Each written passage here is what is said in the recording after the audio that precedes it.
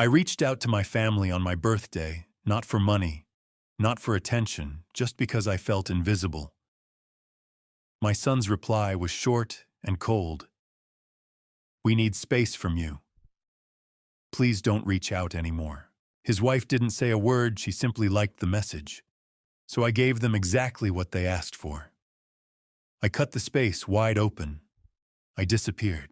24 hours later, I woke up to 109 missed calls. Hello, everyone. If you're still here with me, comment below and tell me where you're watching from. I'd really love to know. And before the story continues, a quick heads up. Some details have been dramatized for storytelling and learning purposes. Any similarity to real names or situations is coincidental, but the lesson behind this story is completely genuine. The wind off Lake Michigan whipped against the reinforced glass of my penthouse on the 45th floor. From up here, the Chicago winter looked like a beautiful frozen painting, but inside the silence was deafening. I sat alone at a dining table made of Italian marble that cost more than the average car, staring at a single vanilla cupcake I had bought from the bodega downstairs. One small blue candle flickered in the center, casting long dancing shadows across the empty room. My name is Conrad Sullivan. Today I turned 72. To the financial world, I am a ghost, a retired venture capitalist who vanished from Wall Street a decade ago with a portfolio that could buy small countries. But to my son Tyler and his wife Brittany, I am just a lonely retired old man living in a drafty rental apartment that eats up most of my pension. That was the lie I had carefully constructed. I wanted to be loved for who I was, not for the 7-figure trust fund I controlled. I wanted Tyler to build his own character, to struggle a little to understand the value of $1. I looked at the Patek Philippe watch on my wrist, another secret luxury I only wore when I was alone. It was 7 o'clock in the evening. The notification light on my phone had not blinked once all day. No calls, no texts, not even an automated email card. I took a sip of cold coffee and scrolled through social media. There they were. Brittany had posted a photo an hour ago.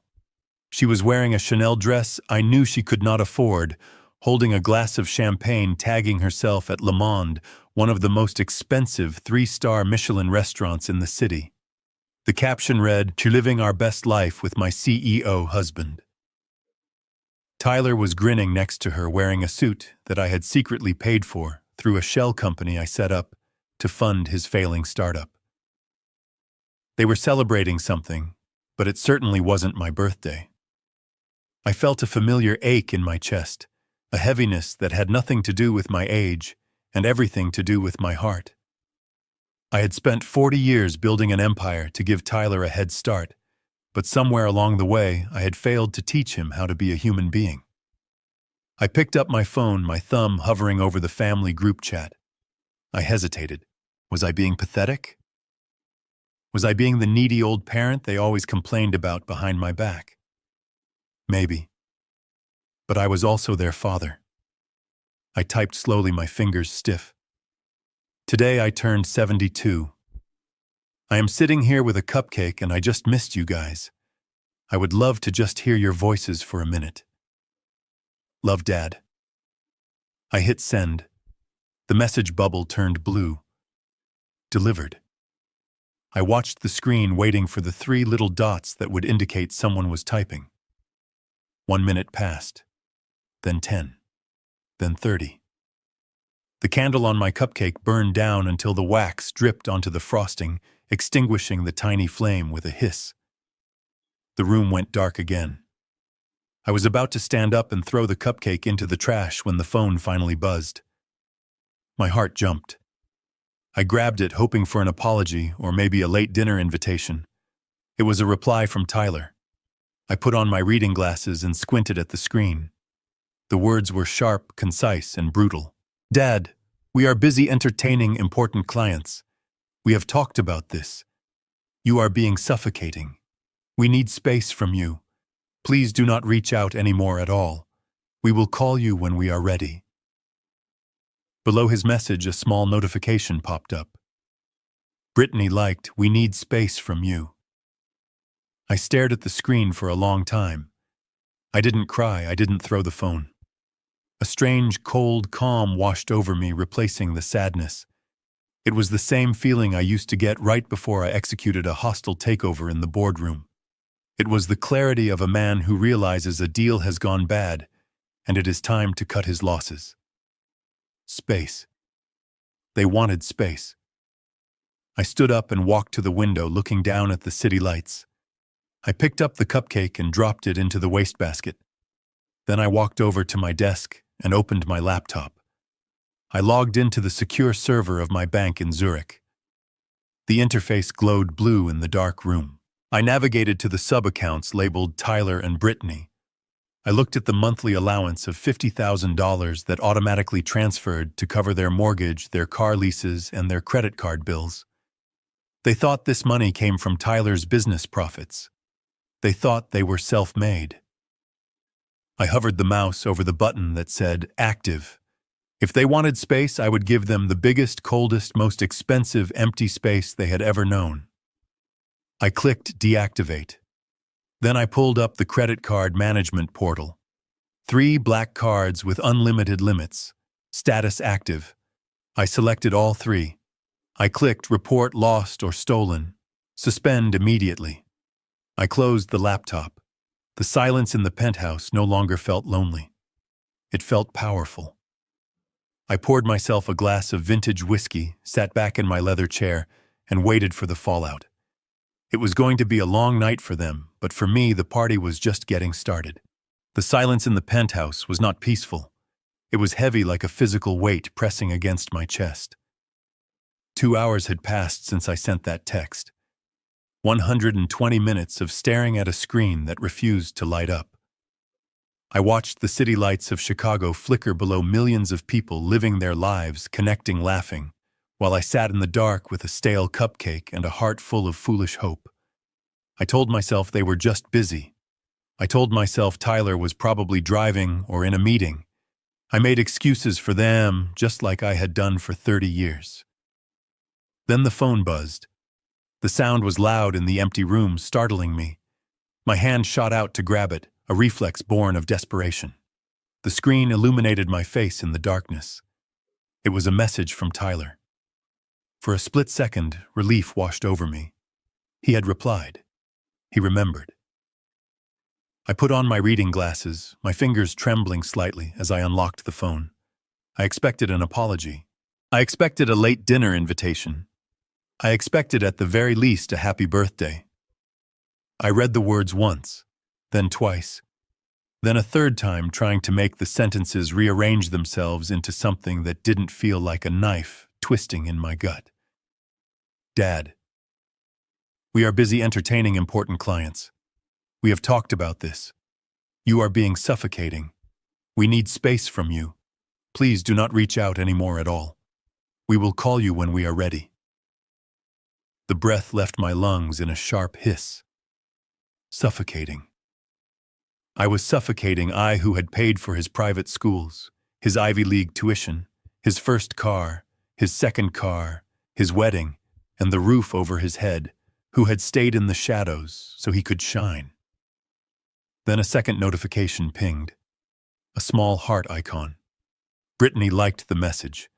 That small digital thumbs up was the final blow. It wasn't just a rejection. It was a mockery. My daughter-in-law, the woman who posted photos of her perfect life funded by my wire transfers, was cheering on my own son's cruelty. They weren't just busy. They were annoyed by my existence. To them, I wasn't a father or a benefactor. I was a lingering obligation, a nuisance, an old man who didn't know his place. I sat there for a long time, the phone screen dimming and then going black in my hand. I waited for the tears to come.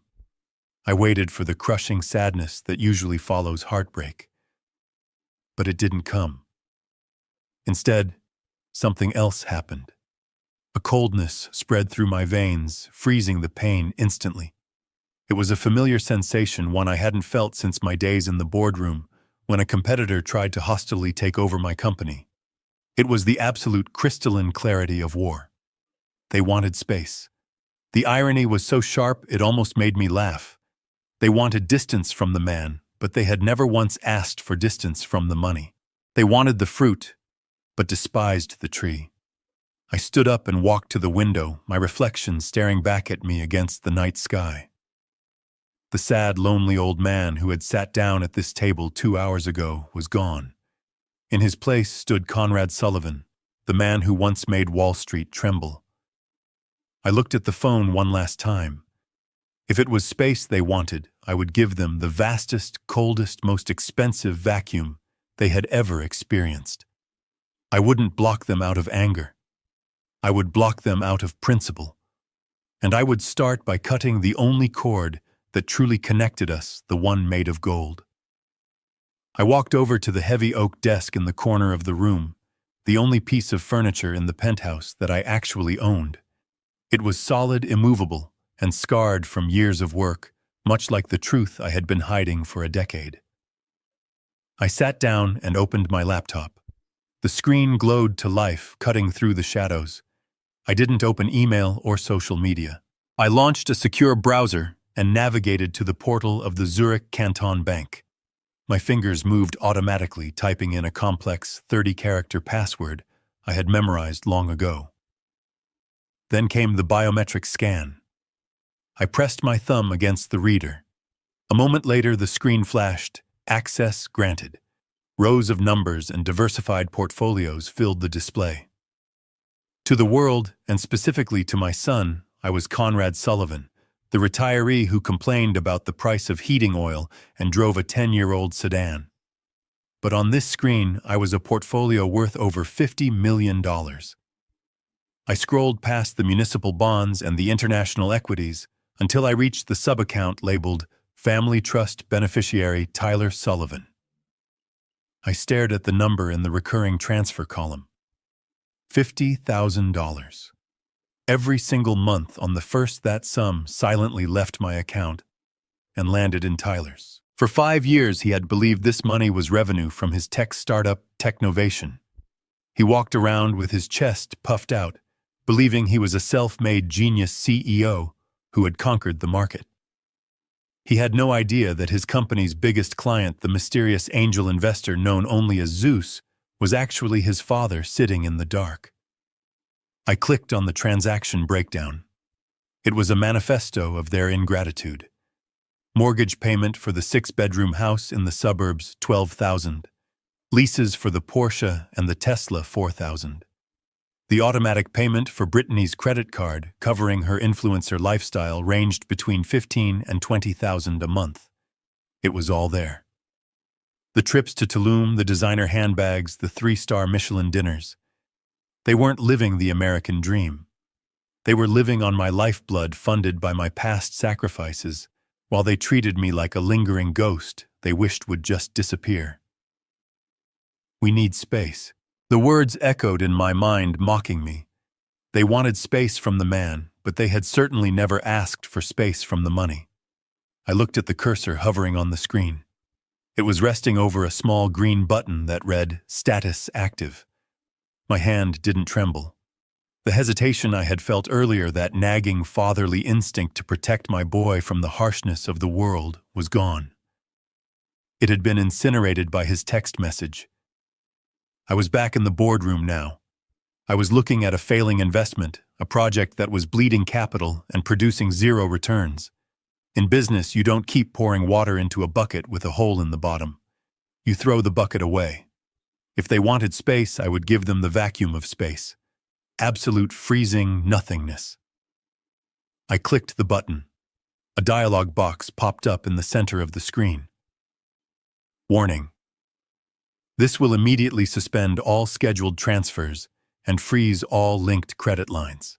Are you sure I didn't look at the framed photo on the desk of Tyler at his graduation? I didn't think about the day he was born.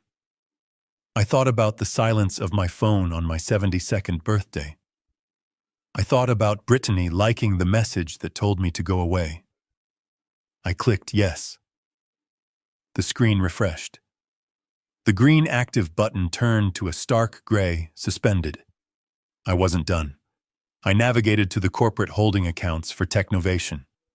As the majority shareholder through my shell company, I had full administrative privileges. I located the operational expense account and the payroll funding.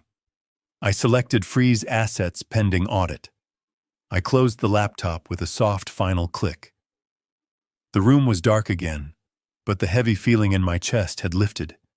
They were probably at dinner right now, ordering another bottle of vintage wine, laughing about how they had finally set boundaries with the suffocating old man. They had no idea that the credit card in Tyler's pocket was now just a piece of plastic, and the ground beneath their feet had already ceased to exist. While I sat in the darkness of my penthouse miles away in the glittering heart of the Gold Coast, the party at Le Monde was reaching a fever pitch. I knew this because Brittany, true to her nature, was broadcasting the entire spectacle to her 50,000 followers. I watched through the screen of my phone as the camera panned across a long table draped in white linen, surrounded by 20 of their closest friends, a collection of social climbers and hangers-on, who stuck to my son like barnacles to a hull. The atmosphere was electric, with the kind of unearned confidence that only comes from spending someone else's money. Crystal chandeliers cast a warm golden glow over their faces, softening the edges of their arrogance. Tyler sat at the head of the table, his face flushed, holding court like a conquering king. He was wearing the bespoke Italian suit I had paid for last month, gesturing grandly with a crystal flute. I turned up the volume. The noise of clinking silverware and raucous laughter filled my silent room. "I have a special announcement," Tyler shouted over the din, his voice slurring slightly. "To boundaries. And to growth. Today, we finally cut the dead weight." A cheer went up around the table. Brittany giggled, turning the camera to face herself. Her lips were painted a bright, aggressive red. She leaned into Tyler's shoulder and held up her phone, showing the screen to the camera. It was the text message thread. My text message thread. "You guys have to see this," she said to her live audience, her voice dripping with mock sympathy. "Tyler's dad is literally obsessed with us. He's so suffocating. We had to literally tell him to back off today on his birthday. Can you believe the audacity?" The comments on the side of the screen rolled by in a blur of laughing emojis and validation. "Good for you guys. Toxic parents are the worst. Protect your peace." I watched as my son, the boy I had carried on my shoulders, the boy I had taught to ride a bike, nodded in agreement. "Yeah," he said, pouring more champagne. "It's tough being the CEO of a major startup and having to manage an elderly parent who just refuses to let go. But Technovation is hitting record numbers this quarter, so we are celebrating independence. Garçon." He snapped his fingers at a passing waiter. The arrogance of the gesture made my stomach turn. "Bring us the Domaine de la Romanée Conti, the 1990. And keep them coming for the whole table." My eyes widened. I knew that wine. I knew the price tag. $5,000 a bottle. He was ordering it like it was tap water. He wasn't just celebrating. He was burning through capital to prove a point. He was trying to prove to these people, and perhaps to himself, that he was a titan of industry, a man of limitless resources. He had no idea that the man he called suffocating was the only reason the lights in his office were still on. He had no idea that the record numbers he bragged about were just transfers from my personal trust. Brittany squealed with delight as the sommelier presented the dusty bottle with white-gloved hands. To the good life, she screamed, raising her glass. To space, Tyler added, clinking his glass against hers. I watched them drink. I watched them laugh at my expense. I watched them devour the illusion I had built for them. They looked so happy, so secure, floating in a bubble of invincibility. They thought they were standing on the summit of the world. They couldn't see that they were actually dancing on the edge of a cliff, and I had just removed the safety net. The wine flowed, the laughter grew louder, and the bill grew astronomical. It was the last supper of their delusion, and they were enjoying every expensive bite. The bill arrived on a small silver tray tucked discreetly inside a leather folio. It sat there for a moment, a silent grenade waiting to detonate. I could imagine the total. With 20 guests, the tasting menu, and 4 bottles of the Romanée Conti, the tab would easily exceed $25,000.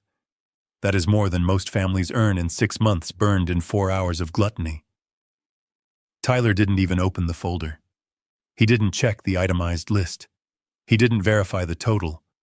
He simply reached into his jacket pocket and pulled out the heavy black titanium card.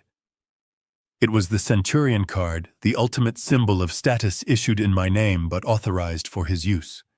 He tossed it onto the tray with a casual flick of his wrist, not even breaking eye contact with the man across from him. "Add 25% for yourself," he told the waiter, his voice booming with generosity. The waiter bowed and disappeared. The table continued to buzz. Brittany was now showing off her diamond bracelet to the camera, talking about how hard Tyler worked to treat everyone. 5 minutes passed, then 10. The waiter returned. He wasn't bowing this time. He walked with a stiff, uncomfortable gait, clutching the folio tightly against his chest. He leaned down to Tyler's ear, trying to be discreet, but the room had gone quiet enough that the whisper carried like a scream. "I am terribly sorry, sir," the waiter said, his voice strained. The card was declined. Tyler laughed. It was a loud, incredulous bark. "That is impossible," he said, loud enough for the entire restaurant to hear. "That card has no limit. Run it again. The chip is probably dirty." "We tried it 3 times, sir," the waiter replied, his patience thinning. "The bank has flagged it as invalid." "Do you have another form of payment?" Tyler rolled his eyes, performing his annoyance for his guests. He pulled out his wallet. "Fine," he huffed. "Use the platinum. Or the gold. Just get it done." He threw 2 more cards onto the table. The waiter took them and walked away. The conversation at the table started to stutter. People were exchanging glances. The air of invincibility was leaking out of the room. A few minutes later, the waiter returned. This time, the manager was with him. The manager was a tall man with a face like stone. "Mr. Sullivan," the manager said, his voice icy. "All of these cards have been reported lost or stolen. They have been deactivated. We need a valid form of payment immediately, or we will be forced to involve the authorities." The color drained from Tyler's face. He looked at the plastic rectangles on the table as if they were alien artifacts. He looked at his friends who were suddenly interested in their napkins. The silence was absolute. The humiliation was total. Brittany dropped her phone. The live stream ended abruptly, but the panic was just beginning. She grabbed Tyler's arm, her nails digging into his suit jacket. "What is going on?" she hissed. "Pay the bill, Tyler. Fix this." "I can't," Tyler stammered. "They aren't working." Brittany's eyes darted around the room, seeing the judgment on the faces of the social climbers she tried so hard to impress. Panic overrode her pride. She fumbled for her phone, her trembling fingers dialing the one number she had sworn never to call again. She called me. I watched my phone on the desk light up. Brittany calling. The vibration buzzed against the wood. I let it ring. Once, twice, 3 times. I imagined her in that restaurant, sweating in her designer dress, the manager looming over them, the bill sitting there like a judgment. She needed the suffocating old man now. She needed the safety net. I reached out and silenced the ringer. The room went quiet again. They wanted space. I was simply respecting their wishes. My phone stopped ringing. The screen went dark, returning the room to its peaceful, heavy silence. I did not pick up. I did not text back, asking if everything was okay. I simply let the call die, just like they had let our relationship die with a single text message. They wanted to be independent adults, and the first rule of adulthood is that you pay your own bills. Back at the restaurant, the reality of their situation was crashing down with the weight of a collapsing building. The 20 guests, the so-called friends, who had been cheering for Tyler's success 5 minutes ago, suddenly remembered they had early meetings, babysitters to relieve, and rides waiting outside. I knew exactly how it played out. It is the same in business as it is in life. When the money stops flowing, the parasites detach. One by one, they mumbled awkward apologies, avoiding Tyler's desperate eyes, and slipped out the door, leaving him alone with the manager and a bill that equaled the price of a mid-sized sedan. Tyler stood there sweating through his custom suit. He tried to argue. He tried to pull the "do you know who I am" card. But the manager, a man who had seen 1,000 pretenders come and go, was unimpressed. He did not care about Tyler's startup. He did not care about his Instagram followers. He cared about the $28,000 of food and wine that had been consumed. "If you cannot pay, sir," the manager said, his voice loud enough to silence the remaining diners, "I will call the police. Theft of services is a felony." The word felony hung in the air. Tyler looked at Brittany, who was sobbing into her napkin, her mascara running down her face in black streaks. She had no money. Her cards were extensions of mine. They were trapped. "I have a watch," Tyler whispered, his voice trembling. He fumbled with the clasp on his wrist. It was a Rolex Daytona, a masterpiece of Swiss engineering with a panda dial. I had bought it for him when he turned 30, engraving the back with the words, "Time is money. Use it wisely." He unclasped it and handed it over. The manager held it up to the light, inspecting it with a jeweler's eye. "It will serve as collateral," the manager said coldly. "But you will also sign a promissory note admitting to the debt, and you have 24 hours to return with cash, or the watch belongs to us, and we file charges." Tyler signed the paper with a shaking hand. He signed away his dignity. He signed away his pride. He left the restaurant not as a CEO, but as a man who had to pawn his father's gift just to escape a jail cell. He walked out into the Chicago night, the cold wind biting through his thin suit, while his wife trailed behind him, no longer recording, no longer smiling. They were alone. And for the first time in their lives, they were truly poor. It was 1 o'clock in the morning when I made the call that would dismantle my son's life. The city outside my penthouse window was a grid of sleeping lights, quiet and unsuspecting. But inside my chest, a war drum was beating. I stood by the glass looking at my reflection. I did not see a heartbroken father anymore. I saw a liquidator. I saw a man who had decided to close a bankrupt division of his own soul. I dialed the number for Kowalski. He was my personal attorney, a man with the legal ethics of a shark and the loyalty of a Doberman. He picked up on the first ring. He always did. Kowalski didn't sleep. He just waited for the next crisis. "Mr. Sullivan," his voice rasped, sounding like gravel grinding against concrete. "It is late. It is time, Kowalski." I said, my voice steady and cold. "I am activating the revocation clause, Clause 14 of the Family Trust." There was a pause on the other end, followed by the distinct click of a lighter. I could hear him inhale deeply. Clause 14. The nuclear option. "You are asking for a full asset recovery, Conrad. This means the house, the vehicles, the voting shares in the company. Everything. Once I file these motions, there is no going back." "Are you absolutely certain?" I looked at the empty table where my birthday cupcake had sat hours ago. I thought about the text message. "We need space." "I am certain," I replied. "I want it all back. Every single asset that is legally titled to me or the trust. I want the house in the suburbs secured. I want the Technovation shares frozen. And I want the vehicles repossessed, immediately." "Tonight?" Kowalski asked. "Before the sun comes up," I said. "I want them to wake up in a world that they actually own, which according to my calculations is absolutely nothing." "Consider it done," Kowalski said. "The repo teams are on retainer. I will send the notice of eviction by courier at dawn." I hung up the phone and poured the rest of my whiskey down the sink. I didn't need the drink to numb me anymore. The decision was the drug. Miles away in the quiet, affluent suburb where my son lived, the silence of the winter night was broken by the low rumble of diesel engines. I wasn't there, but I knew the procedure perfectly. Two unmarked tow trucks rolled down the street, their amber lights flashing rhythmically against the snow-covered trees. They didn't use sirens.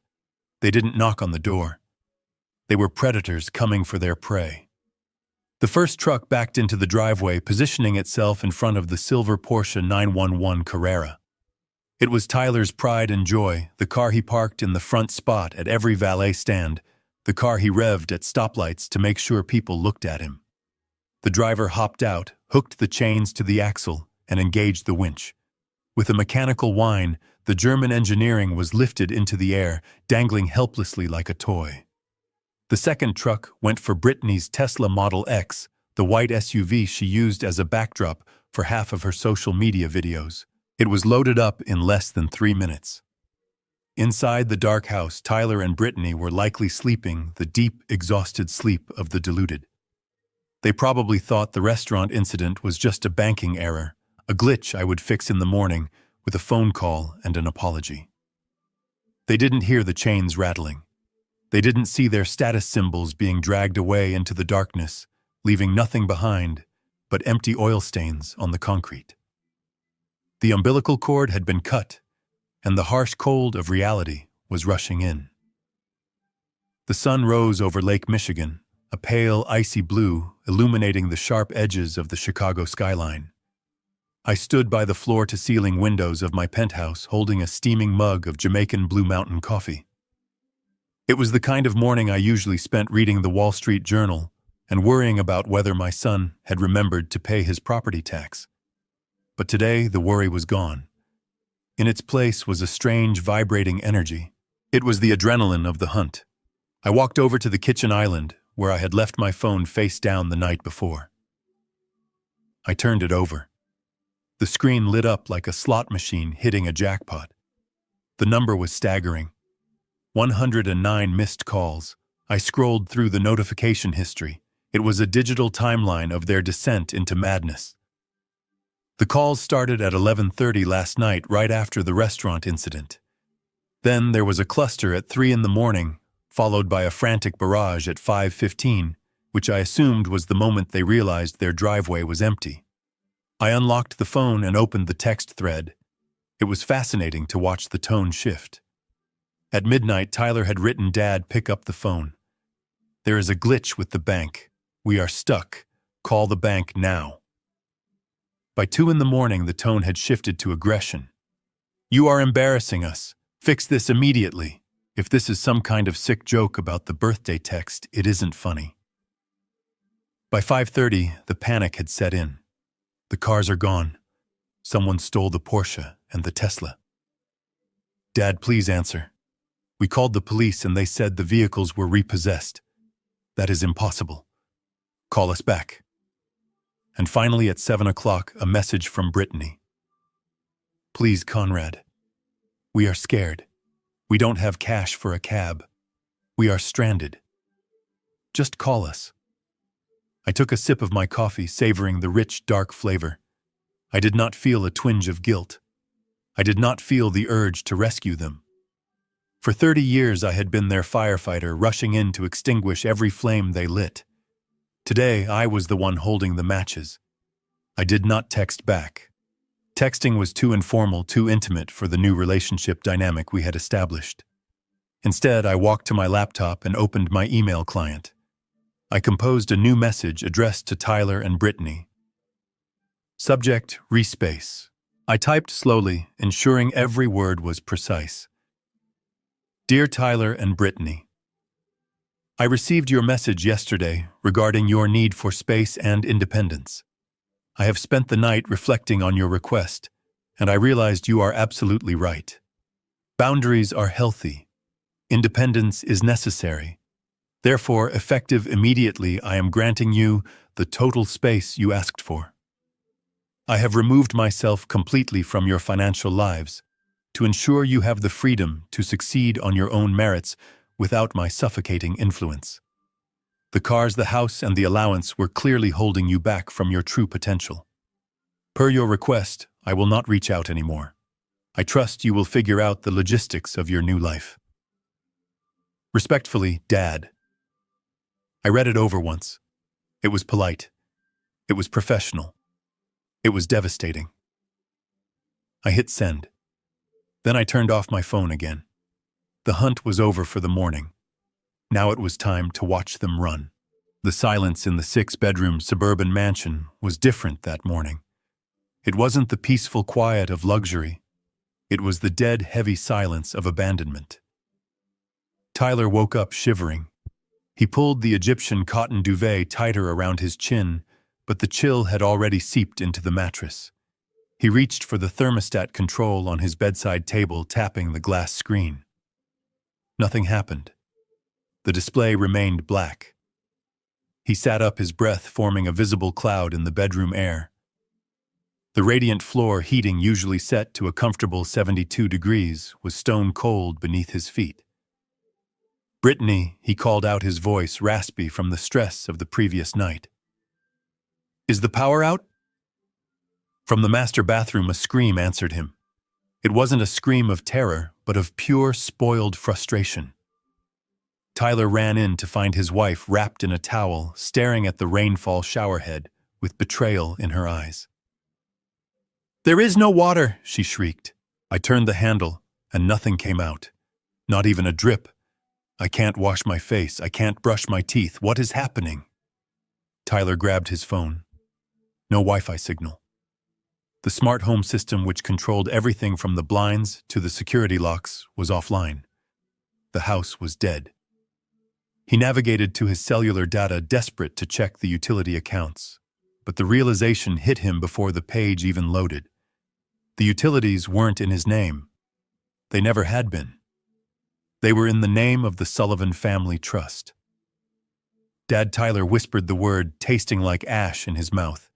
He cut the power. He cut the water. He ran out of the bedroom, down the grand staircase, and toward the garage. Brittany followed, her heels clicking frantically on the hardwood. They reached the door connecting the kitchen to the garage. Tyler hit the button for the automatic opener. Nothing. The power was out. He had to find the manual release cord in the dark, yanking it down with a curse before heaving the heavy door upward. The gray morning light flooded into the cavernous space, revealing absolutely nothing. The garage was empty. Where the silver Porsche 911 and the white Tesla Model X had been parked just hours ago, there were now only dry patches of concrete and the faint mocking smell of rubber. They were gone. It hadn't been a nightmare. It hadn't been a mistake. The tow trucks had come in the night, like thieves taking the symbols of their status while they slept. Tyler fell to his knees on the cold concrete. Brittany stared at the empty space, her hands covering her mouth. "How could he do this?" she sobbed. "He gave us those cars. They were gifts." But as Tyler looked around the freezing garage, a darker realization began to dawn on him. He scrambled to his feet and ran to the front door of the house. He threw it open. Taped to the heavy mahogany wood right at eye level was a bright orange document. It wasn't a note. It was a legal notice. Notice to vacate. Tyler ripped it off the door, his eyes scanning the dense legal jargon. Occupancy agreement terminated. Property of the Conrad Sullivan Revocable Trust. Occupants have no lease, no title, and no rights of possession. Trespassing. He dropped the paper. He looked at Brittany, his face pale. "We don't own the house," he whispered, the horror making his voice tremble. "We never owned it. He told us it was a wedding gift, but he kept the deed in the trust. We are just guests, Brittany, and our reservation has just been canceled. It took them 45 minutes to cross the city. They arrived not in the sleek black Porsche or the pristine white Tesla, but in the back of a rattling rideshare sedan that smelled of stale pine air freshener. I watched the security feed from the comfort of my living room as the car pulled up to the curb. Tyler stepped out first, wearing yesterday's suit, which was now wrinkled and stained with sweat.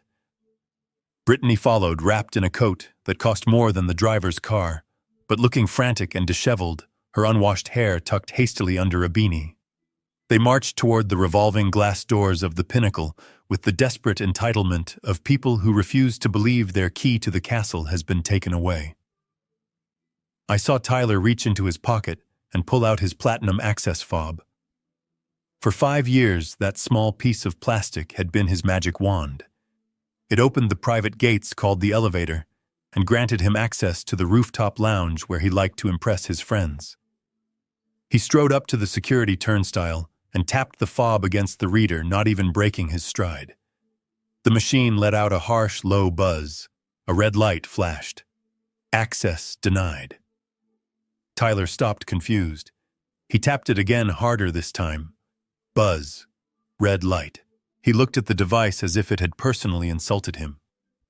Brittany pushed past him, holding her own fob, and slapped it against the sensor. The result was the same. The glass barriers remained firmly shut. The morning rush was in full swing. Bankers and lawyers in sharp coats were streaming past them, tapping their cards and flowing through the gates like water. Tyler and Brittany stood there like stones in a river, obstructing the flow, their confusion rapidly mutating into panic. "Hey, Tyler," shouted at the security desk. "Henry, open the gate. The system is down." Henry, the head of daytime security, a man I had tipped generously every Christmas for 2 decades, did not look up from his monitor. He simply pressed a button on his console. Tyler slammed his hand on the turnstile. "Henry, open this up. My father is upstairs." Henry finally stood up. He was a large man, an ex-Marine who wore his uniform with impeccable precision. He walked around the desk and stood on the other side of the glass barrier, his face impassive. "Mr. Sullivan," Henry said calmly, "your fobs have been deactivated by the resident. You are no longer on the approved guest list. I cannot let you up." That is when the performance began.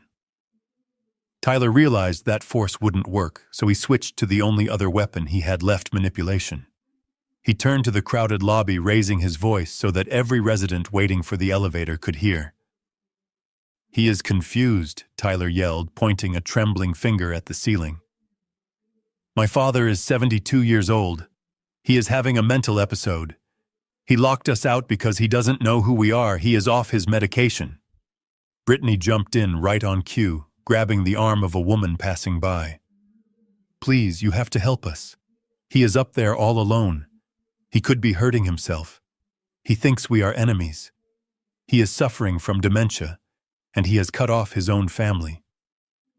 We just want to save him." The lobby went quiet. People stopped. They looked at the young, desperate couple pleading for their father's safety. For a moment, I saw the doubt in their eyes. The narrative was compelling. The loving son trying to reach his senile, paranoid father. It was a perfect lie delivered with the hysterical conviction of 2 people who were terrified not for my safety, but for their own survival. Henry didn't blink. He had his orders. But Tyler was escalating. He grabbed the metal bars of the turnstile and shook them, his face twisting into a mask of faux righteous agony. "If anything happens to him, it is on you, Henry. I am going to call the police. I am going to tell them you are holding a sick man hostage." It was a brilliant show. If I hadn't been the one holding the remote control to their lives, I might have even believed it myself. But they weren't screaming because they loved me. They were screaming because they were cold. They were broke, and the only ATM they had ever known had just locked its doors. Henry was reaching for his radio to call the police, his patience finally exhausted by Tyler's theatrics, when the elevator doors behind the security desk slid open with a soft chime. Out stepped a man who looked like he had been carved out of granite and dressed in a suit that cost more than my son's entire failing company. It was Saul Kowalski. He didn't look like a savior. He looked like an executioner who had arrived early for work. He walked past the security desk, his leather briefcase swinging rhythmically at his side. He didn't look at the crowd. He didn't look at Henry. He walked straight up to the glass barrier where Tyler was still gripping the metal bars, his face red with fake concern. "Step away from the gate," Mr. Sullivan, Kowalski said. His voice wasn't loud, but it cut through the noise of the lobby like a razor blade. Tyler stopped screaming. He looked at Kowalski, squinting in recognition. He remembered him as the boring family attorney who handled my taxes, a man he had ignored for years. Tyler straightened his jacket, trying to regain some semblance of authority. "Kowalski, thank God," Tyler said, exhaling a breath of relief. "Tell this gorilla to let us up. My father is having a breakdown. He locked us out. We need to get to him before he hurts himself." Kowalski didn't blink. He didn't smile. He simply reached into his briefcase and pulled out a thick envelope sealed with a red wax stamp. He slid it under the glass partition. It stopped right at the toes of Tyler's scuffed dress shoes. "Your father is perfectly fine, Tyler," Kowalski said, his tone flat. "In fact, he is watching you right now. But you are not going up there. Not today. Not ever." "What is this?" Tyler asked, looking down at the envelope with disdain. "That is an emergency ex parte order of protection," Kowalski explained, clasping his hands behind his back. "It was signed by a judge 20 minutes ago. It alleges financial abuse, harassment, and emotional distress caused by you and your wife against a vulnerable senior citizen." Brittany gasped. "Abuse? We never abused him. We love him." Kowalski turned his cold eyes to her. "Financial coercion is abuse, Mrs. Sullivan. Draining an old man's retirement accounts to buy handbags is abuse, and screaming in his lobby that he is demented is harassment." Tyler kicked the envelope. "This is bullshit. I am his son. I have rights. I am going up there." He made a move to jump the turnstile. It was a bluff, a desperate attempt to show dominance, but Kowalski didn't flinch. He just checked his watch. "Go ahead, Tyler," Kowalski challenged softly. "Take that step. The order mandates that you stay 500 feet away from Conrad Sullivan, his residence and his place of business at all times. If your foot touches the floor on this side of the glass, you are in violation of a court order. That is an immediate arrest. No bail hearing until Monday." "Do you want to spend the weekend in county jail wearing that suit?" Tyler froze. His foot hovered in the air for a second, before he slowly placed it back on the ground on his side of the line. The crowd in the lobby, which had been sympathetic just moments ago, was now whispering. They saw the lawyer. They saw the legal papers. The narrative had shifted. Tyler wasn't a worried son anymore. He was a predator who had just been leashed.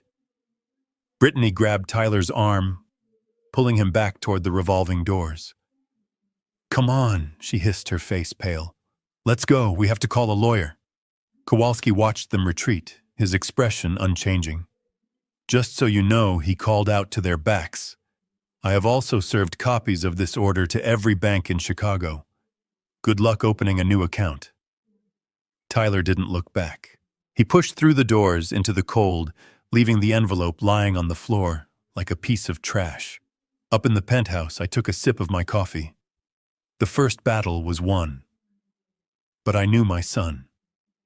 Desperation makes people creative, and the war was far from over. They did not check into the Four Seasons.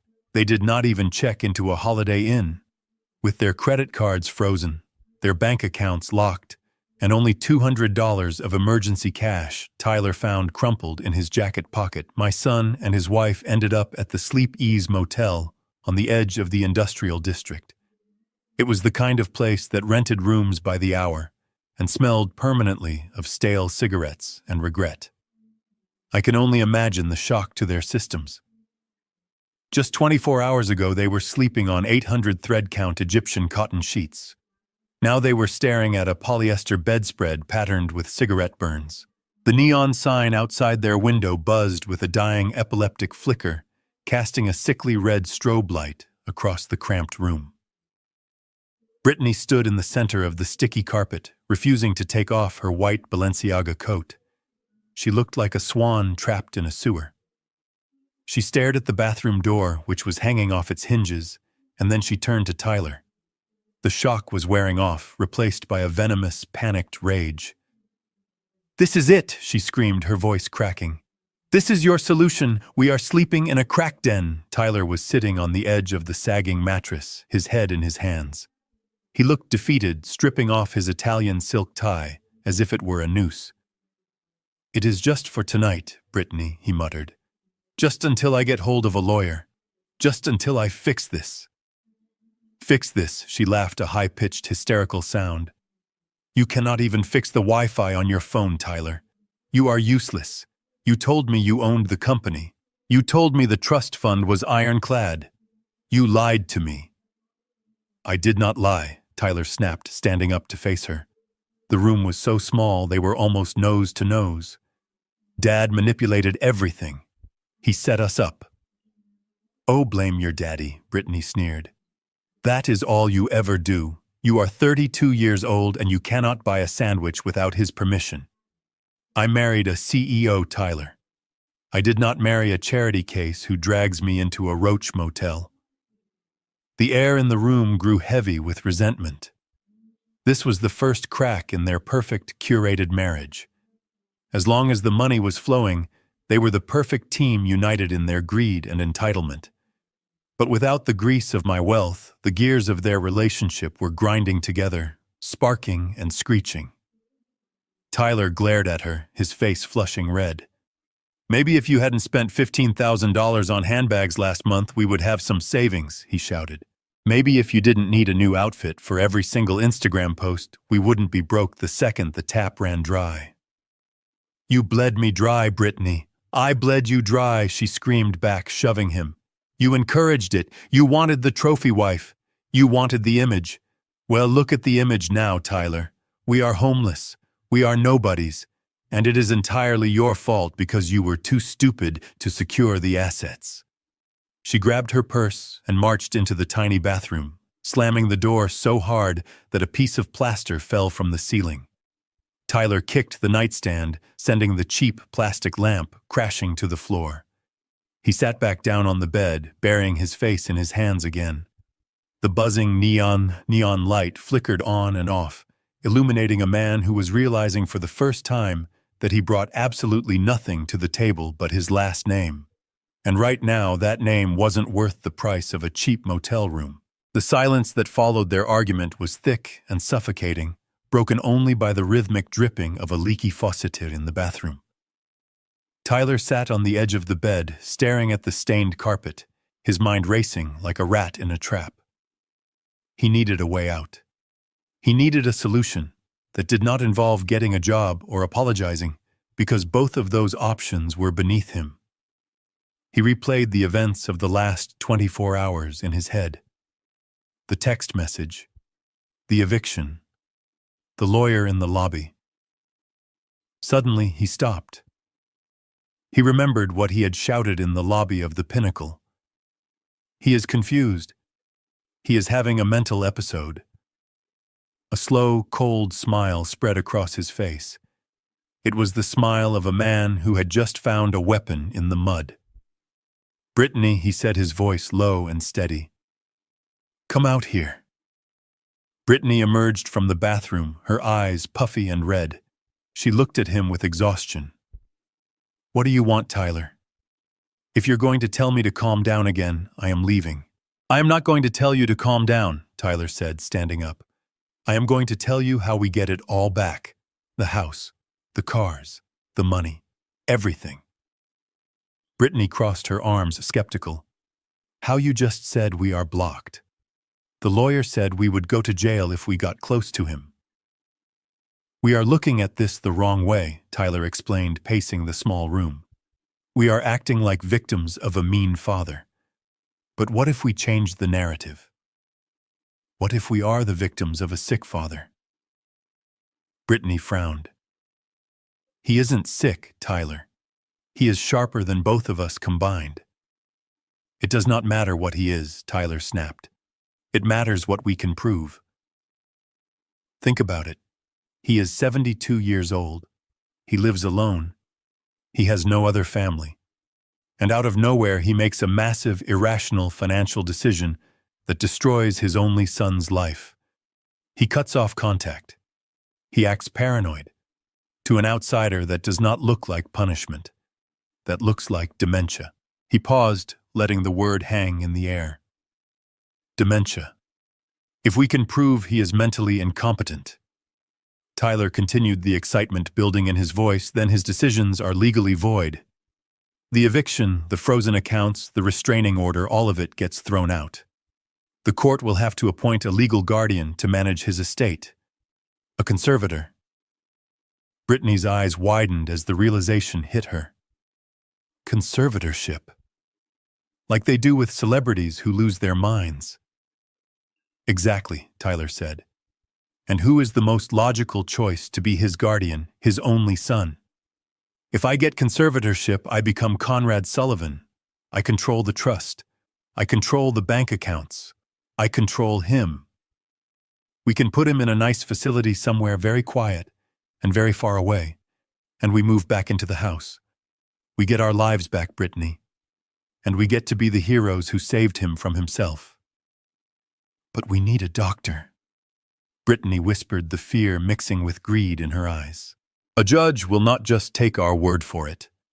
Tyler reached for his phone, scrolling through his contacts until he found a name from his past, a man who had helped him get a prescription for painkillers when he did not really need them.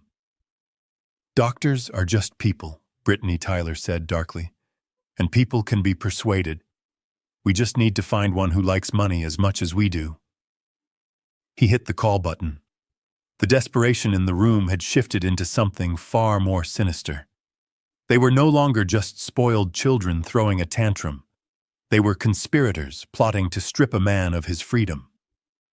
The call was made from the cramped, moldy bathroom of the Sleep Ease Motel, with the exhaust fan rattling overhead to mask the conversation.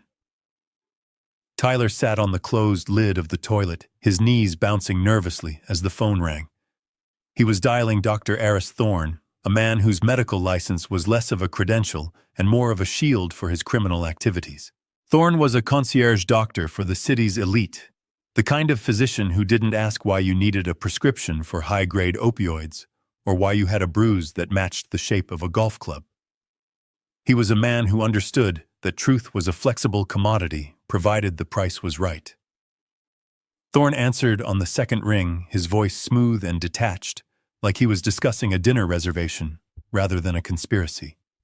Tyler didn't waste time with pleasantries. He knew that men like Thorne smelled desperation, the way sharks smell blood. I have a situation with my father, Tyler said, keeping his voice low so Brittany wouldn't overhear the specifics from the bedroom. He has become unmanageable. His behavior is erratic. He is spending the family fortune on delusions. We need to step in legally, Aris. We need to take control before there is nothing left. There was a pause on the other end. I assume you are talking about a conservatorship, Thorne said. That is a heavy legal maneuver, Tyler. You need more than just stories about erratic behavior. You need medical evidence. You need a diagnosis that proves he lacks the capacity to make decisions. That is why I am calling you, Tyler, replied, sweat beading on his forehead. We need that evidence. But the problem is my father refuses to see a doctor. He thinks he is fine. So we need a doctor who is willing to look at the history and make a professional assessment without the patient being present. Or perhaps a doctor who can recall that he has been treating the patient for months already. The implication hung in the air, heavy and illegal. Tyler was asking Thorne to fabricate a medical history to create a paper trail of dementia that didn't exist. He was asking him to perjure himself to strip a man of his civil rights. Thorne let out a slow, calculated sigh. Retroactive diagnoses are complicated, Tyler. They require detailed notes, dates, observations of cognitive decline. It takes a lot of time to create a file that can withstand the scrutiny of a probate judge. And time, as you know, is expensive. I will pay you $50,000, Tyler blurted out. Cash? Thorne asked. I don't have cash right now. Tyler admitted, his voice tightening. But once the conservatorship is granted, I will have access to the main trust. It is worth 50 million Aris. 50,000 is a drop in the bucket. I will cut you a check the day the judge signs the order. Thorne was silent for a long moment, weighing the risk against the reward. He knew the Sullivan name. He knew the money was real even if Tyler didn't have access to it yet. Greed, as it always does, tipped the scale. "I will need his full legal name and date of birth," Thorne said, his voice dropping to a conspiratorial whisper. "And Tyler, if we do this, the file needs to show rapid deterioration. We will call it aggressive early-onset Alzheimer's combined with paranoid delusions. I will write up the notes tonight. According to my records, I have been seeing Conrad Sullivan since last November. You are a lifesaver, Aris." Tyler breathed relief washing over him. "I am not a lifesaver," Thorne corrected him coldly. "I am an investment. Make sure you don't default on the payment, or the only person going to jail will be you." Tyler hung up the phone, a twisted smile forming on his face. He walked out of the bathroom looking at Brittany with the eyes of a man who thought he had just won the lottery. He didn't know that every word of that conversation had been recorded by the tiny, high-fidelity bug my private investigator had slipped into his jacket pocket days ago. He thought he was buying a diagnosis. In reality, he was buying himself a prison sentence. While Tyler was celebrating his cleverness in that filthy motel bathroom, I was sitting in my library with a glass of water and a pair of high-fidelity noise-canceling headphones. The room was dark, lit only by the spectral glow of my laptop screen, which displayed a frequency waveform moving in real time. Next to me stood Vince, a private investigator who looked more like a college professor than a man who specialized in high-stakes surveillance. He had been on my payroll for 20 years, usually vetting potential business partners, but this week his target was much closer to home. When the tow truck driver had hooked up Tyler's Porsche 2 nights ago, he hadn't just reclaimed the vehicle. Under my strict instructions, he had slipped a microscopic listening device into the lining of Tyler's favorite jacket, the one he had left on the passenger seat. Tyler, in his haste to salvage his wardrobe during the repossession, had grabbed the jacket without checking the pockets. He was now wearing a wire directly into the heart of his own conspiracy. I pressed play on the audio file Vince had just uploaded. The sound of the motel bathroom exhaust fan hissed through my headphones, followed by my son's voice. It was crystal clear, stripping away any remaining doubt I might have harbored about his character. I heard him dialing. I heard him negotiating with Dr. Thorne. I heard him sell his father's freedom for a promise of future money he didn't even have. We need to step in legally, Aris. We need to take control before there is nothing left. The words hit me harder than any physical blow. I closed my eyes, visualizing my son sitting on a toilet lid, plotting my demise. He wasn't worried about my health. He wasn't concerned that I was actually sick. He was worried that I was spending his inheritance. To him, I wasn't a person anymore. I was a leaking bank account that needed to be plugged. I listened as he agreed to the $50,000 bribe. I listened as he laughed when Thorne suggested the diagnosis of aggressive early-onset Alzheimer's. "You are a lifesaver, Aris, are a lifesaver." That sentence echoed in my mind. He called a man a lifesaver for agreeing to destroy my life. For a moment, the father in me wanted to vomit.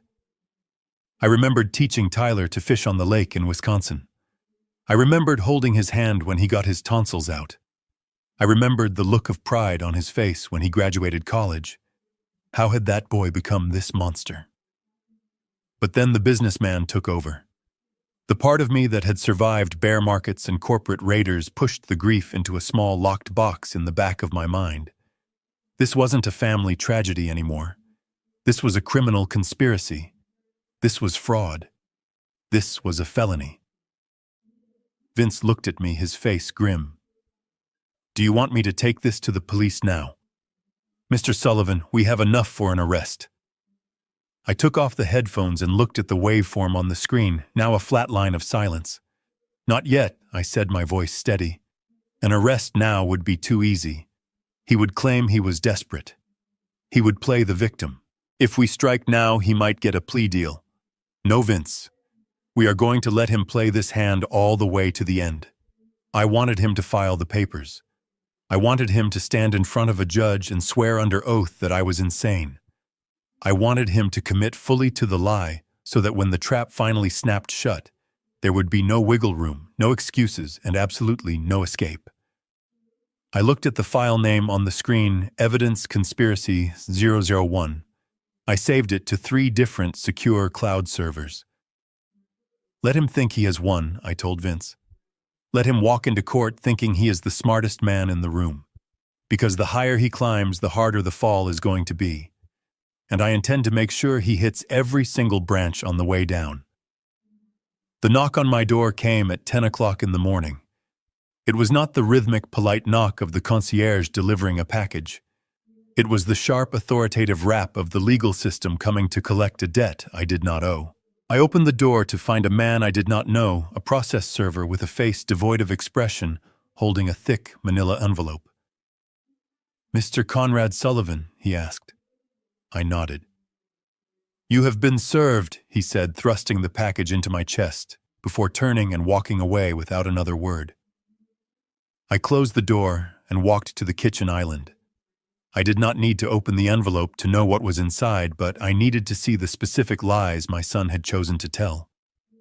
I slid a silver letter opener under the flap and pulled out the stack of documents. The title page was stamped in red ink. Emergency petition for temporary guardianship of an incapacitated person. I skipped the legal boilerplate and went straight to the affidavit signed by Tyler Sullivan. As I read, I had to admire the sheer audacity of the narrative he had constructed. It was a masterpiece of fiction painting a portrait of a son so consumed with worry for his declining father that he had no choice but to intervene. The respondent, Conrad Sullivan, has exhibited a rapid and alarming cognitive decline over the past 6 months, the affidavit read. He has engaged in reckless financial behavior, liquidating assets without cause and cutting off long-standing family support systems due to paranoid delusions that his family is conspiring against him. I let out a dry, humorless laugh. He was using the consequences of his own betrayal as the evidence of my insanity. Because I had cut him off, I was paranoid. Because I had stopped funding his lifestyle, I was reckless. The document continued twisting every reality. It claimed I had forgotten names. It claimed I had been found wandering the lobby of my building in a state of confusion. It even referenced a fabricated incident where I supposedly left a gas stove running, a lie clearly planted to establish that I was a physical danger to myself. But the most painful part was the tone. Tyler had not written this like a greedy predator. He had written it like a heartbroken hero. "It is with a heavy heart that I file this petition," he wrote. "I simply want to ensure my father receives the medical care and financial protection he desperately needs. I am willing to take on the burden of managing his estate solely to preserve his legacy and safety." He was playing the role of the martyr. He was the dutiful son stepping up to save the senile old man from his own mind. It was a performance designed to make a judge weep and hand over the keys to my kingdom without a second thought. I looked at the hearing date. It was set for tomorrow morning at 9 o'clock. An emergency ex parte hearing, meaning they hoped to get the order signed before I could even mount a defense. They were counting on me being too confused, too slow, or too scared to fight back in less than 24 hours. They were counting on the old Conrad, the one who sent birthday texts and waited for replies that never came. But that man was gone. I picked up my phone and dialed Kowalski. "I just got the papers," I said, when he answered. "Good," Kowalski replied, the sound of paper shuffling in the background. "My team has already drafted the counter motion, and Conrad Vince just sent over the surveillance footage from the motel. We have the video of Tyler rehearsing his testimony. He practiced crying. I looked at the affidavit one last time at the signature of the son I had raised. Let him cry, I said. I want him to give the performance of a lifetime. Because when I walk into that courtroom tomorrow, I am going to make sure it is his final act. The courtroom smelled of lemon polish and stale lies. I sat at the defense table, my hands folded calmly over a leather notebook, watching my son deliver the performance of a lifetime. Tyler sat in the witness box, his posture slumped just enough to convey the heavy burden of a heartbroken child. He had traded his flashy Italian suit for a modest charcoal one, a costume designed to scream responsibility rather than arrogance. He even dabbed at his dry eyes with a white handkerchief, a prop I had never seen him use in 30 years. "Your Honor," Tyler said, his voice cracking with practiced precision. "It keeps me up at night. The dad I knew, the man who raised me, would never cut off his family. He would never leave his daughter-in-law stranded. This paranoia, this anger, it isn't him. It is the disease talking." He looked at the judge, Judge Marilyn Sterling, with pleading eyes. "I don't care about the money. I really don't. I just want him safe. Last week I found him wandering the lobby of his building screaming at the security guard about spies. He left the gas stove on for 2 days. If we hadn't stopped by, he could have burned the whole building down." I sat frozen, marveling at the audacity. The gas stove incident was a complete fabrication, a lie planted to establish that I was a physical danger to myself and others. But to an outsider, it sounded terrifyingly plausible. Judge Sterling leaned forward, her expression softening into sympathy. She looked from the weeping son to the silent father, and I could see the narrative taking root in her mind. To her, I was just another stubborn senior citizen in denial, and Tyler was the loving son trying to prevent a tragedy. Then came the closer. Dr. Eris Thorne took the stand. He walked with the confident stride of a man who had sold his integrity long ago. He adjusted his rimless glasses and opened a thick medical file, a file that had been created out of thin air less than 48 hours ago. "Your Honor," Dr. Thorne stated, his voice smooth and authoritative, "I have been treating Mr. Sullivan for 6 months. His condition is consistent with rapidly progressing Alzheimer's complicated by severe persecutory delusions. He exhibits extreme financial recklessness, often liquidating assets in a manic state to exert control when he feels his grip on reality slipping." Thorne held up a chart pointing to colorful lines that supposedly tracked my cognitive decline. "In my professional opinion," he continued, looking directly at the judge, "Mr. Sullivan lacks the capacity to manage his own affairs. If this guardianship is not granted immediately, I fear he will be destitute or dead within the year." The courtroom went silent. The weight of the doctor's testimony hung in the air like smoke. Judge Sterling turned her gaze toward me. It wasn't a look of judgment anymore. It was a look of pity. That was the worst part.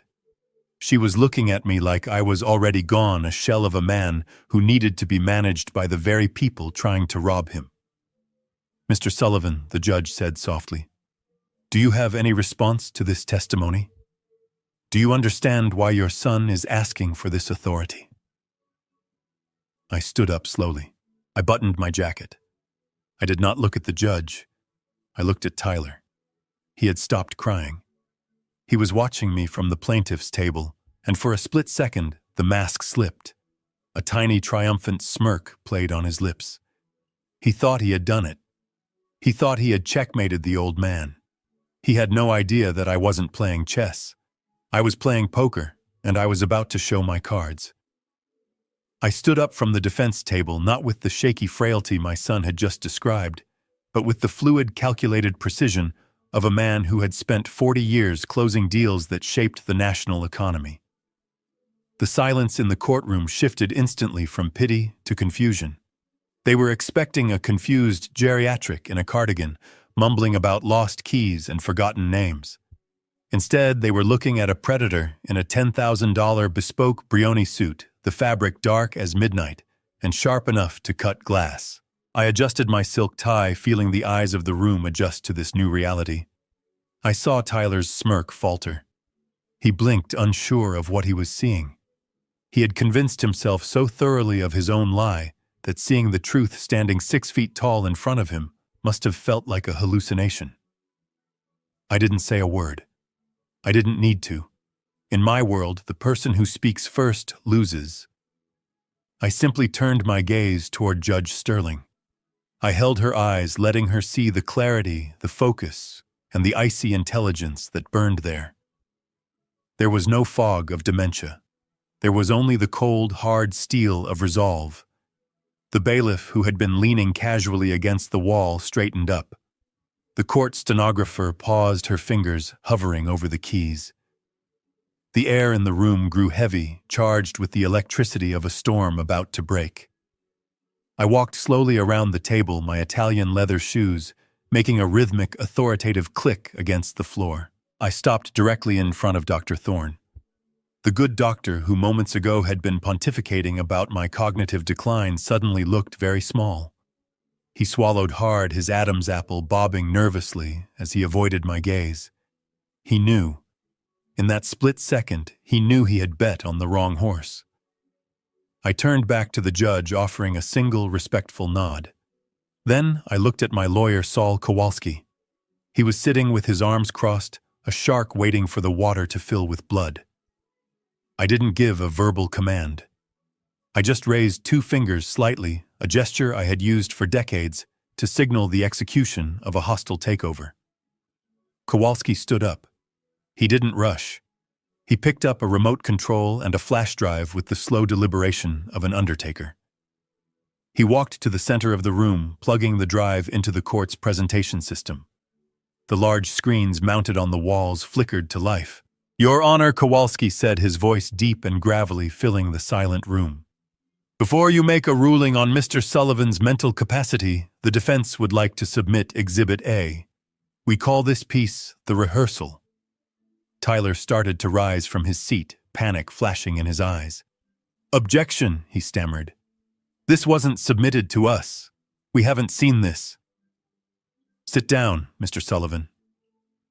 The judge ordered, her voice sharp. "Overruled. Play it, counselor." Kowalski pressed the button. The screens went black for a second, then illuminated with the grainy greenish footage of a cheap motel room. The sound of a bathroom exhaust fan filled the sophisticated acoustic space of the courtroom. And then my son's voice, clear and damning, echoed off the mahogany walls. The trap was sprung, and the old wolf was watching it close. The video on the large courtroom monitors was grainy shot from a hidden angle that captured the entire cramped interior of the motel room. The contrast between the polished mahogany of the courtroom and the stained, peeling wallpaper on the screen was jarring. The audio hissed with static for a moment, before snapping into terrifying clarity. It was the sound of my son, the boy I had taught to ride a bike, pacing back and forth like a caged animal. On the screen, Tyler was shirtless, sweating, holding a bottle of cheap vodka. Brittany was sitting on the edge of the bed, filing her nails, looking bored. "We just need the signature," Tyler said on the recording, his voice slurring slightly, but filled with venom. "Once Thorne signs the affidavit, we get the emergency order. We take control of the accounts by Friday." "But what if he fights it?" Brittany asked in the video. "What if he hires lawyers?" "He won't," Tyler scoffed, taking a swig from the bottle. "We cut off his money. We cut off his transport. He is trapped in that penthouse. By the time he realizes what is happening, I will be his legal guardian. I will put him in that state facility in Gary. The one with the locked ward. He will be too medicated to call anyone." The courtroom was so silent, you could hear the hum of the air conditioning. Judge Sterling was leaning forward, her eyes wide, her mouth set in a hard line. Tyler, sitting at the plaintiff's table, had turned the color of ash. He wasn't crying anymore. He was staring at his own digital ghost, watching his carefully constructed mask disintegrate frame by frame. Then came the line that sucked the air out of the room. On the screen, Tyler stopped pacing and looked directly at Brittany. "Honestly, it would be better if the old man died soon," he said, his voice dropping to a cold whisper. "Ideally, the stress gives him a heart attack. If he kicks the bucket next month, we bypass the guardianship and go straight to probate. I need that money to pay off the loan sharks, Brittany. If I don't give them $2 million by the first of the month, they are going to break my legs. So yeah, if he dies, it solves everything." Kowalski pressed a button and the screen went black. The echo of my son wishing for my death seemed to bounce off the walls. For 10 seconds, nobody moved. The court reporter had stopped typing, her hands hovering over the keys in shock. The bailiff was glaring at Tyler with open disgust. I looked at the judge. The pity she had felt for the weeping son 5 minutes ago had evaporated, replaced by the cold fury of a woman who realizes her court is being used as a weapon for murder. Tyler stood up, knocking his chair over. "That is out of context," he screamed, his voice high and hysterical. "That is... They faked it. That isn't me. Sit down, Mr. Sullivan." "Judge." Sterling slammed her gavel down so hard it sounded like a gunshot. Her voice wasn't soft anymore. It was thunder. "You will sit down and you will be silent, or I will have you gagged." Tyler collapsed back into his chair, burying his face in his hands. He knew. Everyone knew. The game was over. He hadn't just lost the argument.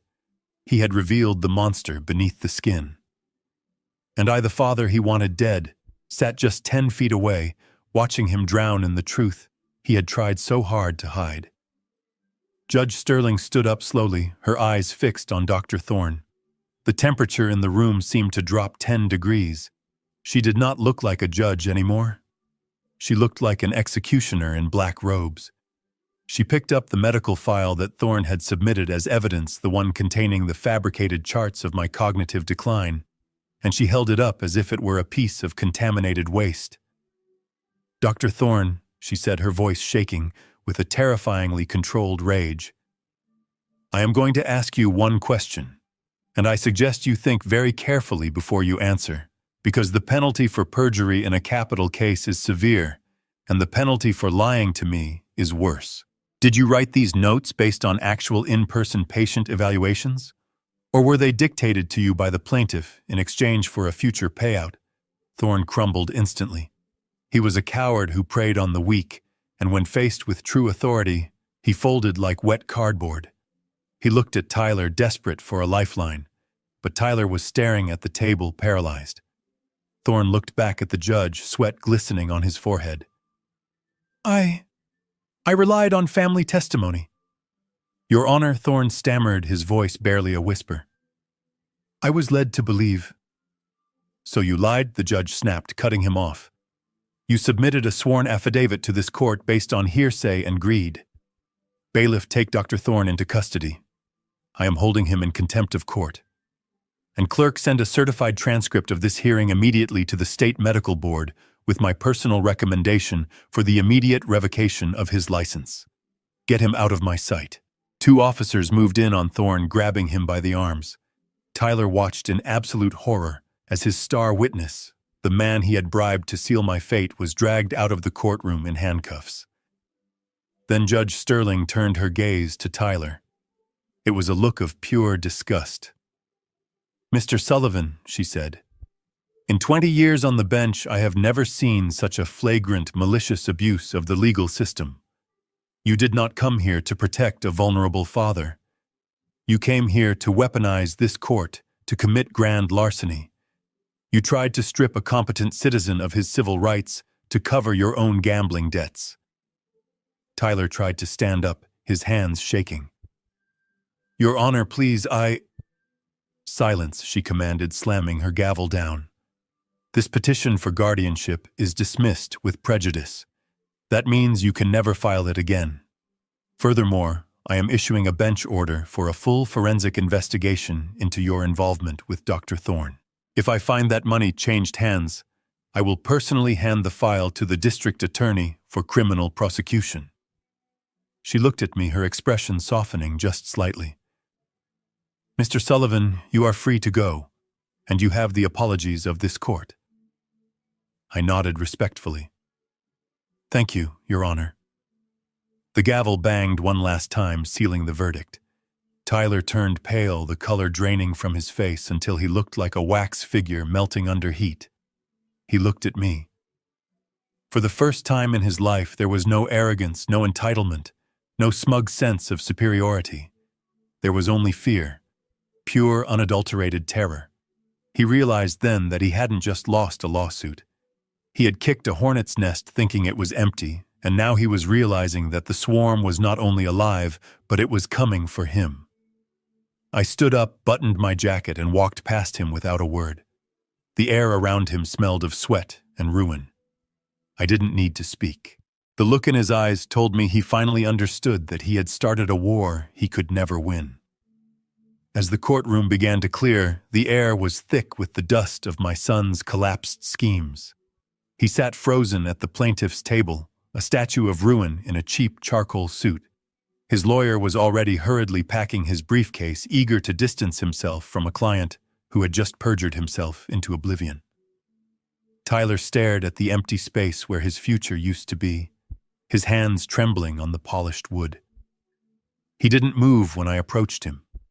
He didn't flinch until I placed my hands on the edge of his table and leaned in, invading the personal space he had so desperately demanded just days ago. I brought my face close to his ear. I could smell the stale vodka sweating out of his pores, mixed with the acrid scent of fear. "You are worried about the perjury charge, Tyler." I whispered, my voice low and intimate, like a father telling a bedtime story. "But that is the least of your problems. You should be worrying about the forensic audit currently taking place at Technovation." His head snapped up. His eyes met mine, wide and bloodshot. The confusion was genuine. He had compartmentalized his life so thoroughly that he couldn't understand how the old man he tried to institutionalize knew about his corporate books. What he breathed. "How do you know about the audit?" "That is my business. You don't know anything about my business. I know everything," I replied, keeping my voice steady. "I know that for the last 18 months, you have been siphoning capital from the operating budget into offshore shell accounts. I know you classified your gambling losses as research and development expenses. $2,140,000, Tyler. That is the exact number you embezzled." He shook his head, denial his last refuge. "That is company money. It is between me and the angel investor. It has nothing to do with you. The board will handle it." I smiled. It was a cold, wolfish baring of teeth. "Who do you think the investor is, Tyler?" I asked softly. "Who is Zeus Capital? Did you really think a stranger would pour $50,000 a month into a startup that hasn't produced a single profitable product in 5 years?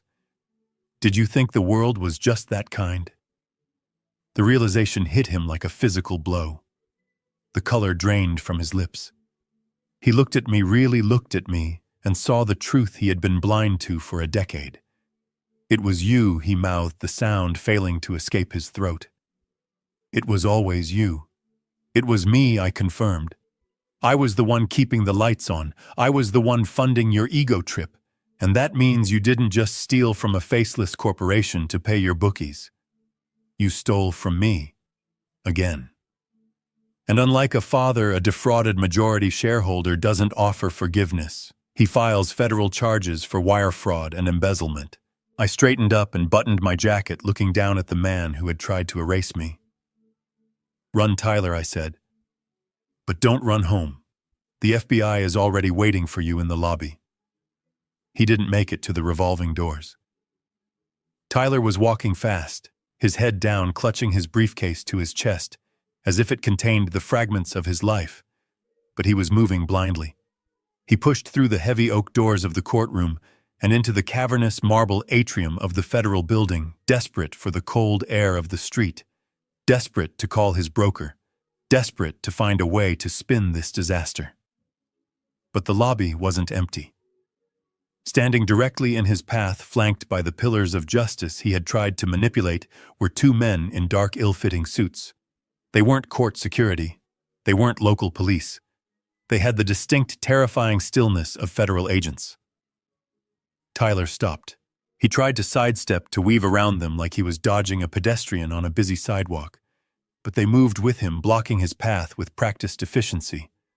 One of them, a man with graying hair and eyes that had seen every variety of white-collar criminal, reached into his jacket.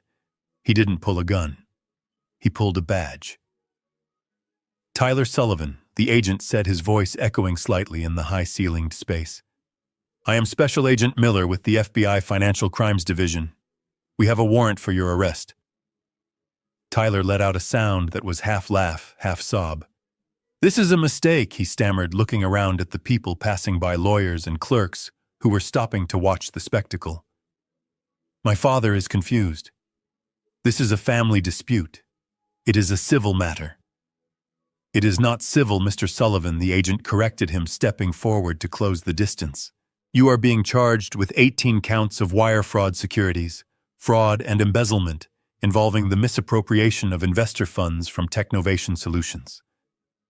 He reached out and took the briefcase from Tyler's trembling hands, handing it to his partner. Then he pulled out a pair of steel handcuffs. Turn around and place your hands behind your back. I stood at the top of the marble staircase, watching the scene unfold below. Kowalski stood next to me, checking his watch. You sent the files? I asked quietly. Sent, received, and processed, Kowalski confirmed. The forensic audit of his startup accounts showed the transfers going directly to offshore sports betting sites. It took the feds about 20 minutes to get a judge to sign the warrant. They don't like it when startup CEOs treat investor capital like a personal piggy bank. Down below, the metal cuffs clicked shut around my son's wrists. The sound was sharp and final. Tyler looked up then. He scanned the balcony level until his eyes locked onto mine. There was no anger left in his face, just a hollow, gaping shock. He realized finally that I hadn't just cut him off. I had handed him over to the only entity more unforgiving than a disappointed father, the United States government. He was processed that afternoon. Because the charges were nonviolent financial crimes, and because his assets were already frozen, the magistrate granted him bail, but with strict conditions. He had to surrender his passport. He had to wear a GPS ankle monitor, and he was confined to his registered residence. The irony was perfect. His registered residence was no longer the 6-bedroom mansion in the suburbs. He had been evicted from there. His residence, according to his latest filing with the court clerk, was room 104 of the Sleep Ease Motel. He walked out of the federal building 6 hours later, an electronic shackle strapped to his ankle, blinking a steady red light. He couldn't run. He couldn't hide. He couldn't leave the city limits. He was trapped in a cheap motel room with a wife who despised him, waiting for a trial that would almost certainly end in a prison sentence. I watched him get into a taxi from across the street. His shoulders slumped, a broken man heading back to a life he had built with his own arrogance. The space he had asked for had become a cage. While my son sat on the edge of the motel bed, staring at the blinking red light of his ankle monitor, Brittany decided it was time to launch her counteroffensive.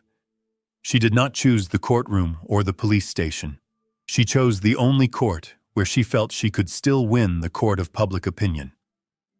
I received a notification on my phone at 8 o'clock that evening. Brittany Lifestyle is Live the Truth About My Family. I clicked the link. The screen filled with her face. She had stripped off the designer makeup, pulled her hair back into a messy bun, and positioned herself so the peeling wallpaper of the motel room was clearly visible in the background. She had set up a ring light, the glare reflecting in her eyes, which were already wet with fresh manufactured tears. "Hey guys," she whispered, her voice trembling. "I know I haven't posted in a few days. I know you are wondering where the haul videos are. But I can't pretend anymore. I can't keep living this lie." The viewer count skyrocketed. 5,000. 10,000. People love a car crash, especially when the driver is someone they secretly envy. "My husband and I are safe for now," she continued, wiping her nose with a tissue. "But we are currently in hiding. We had to flee our home. My father-in-law..." She paused for dramatic effect, letting a single tear roll down her cheek. "He is a monster. For years he has controlled us. He used his money to manipulate us. He told me what to wear. He told Tyler who he could be friends with. And when we finally stood up to him, when we finally said we wanted to be independent, he destroyed us. I watched fascinated by the performance.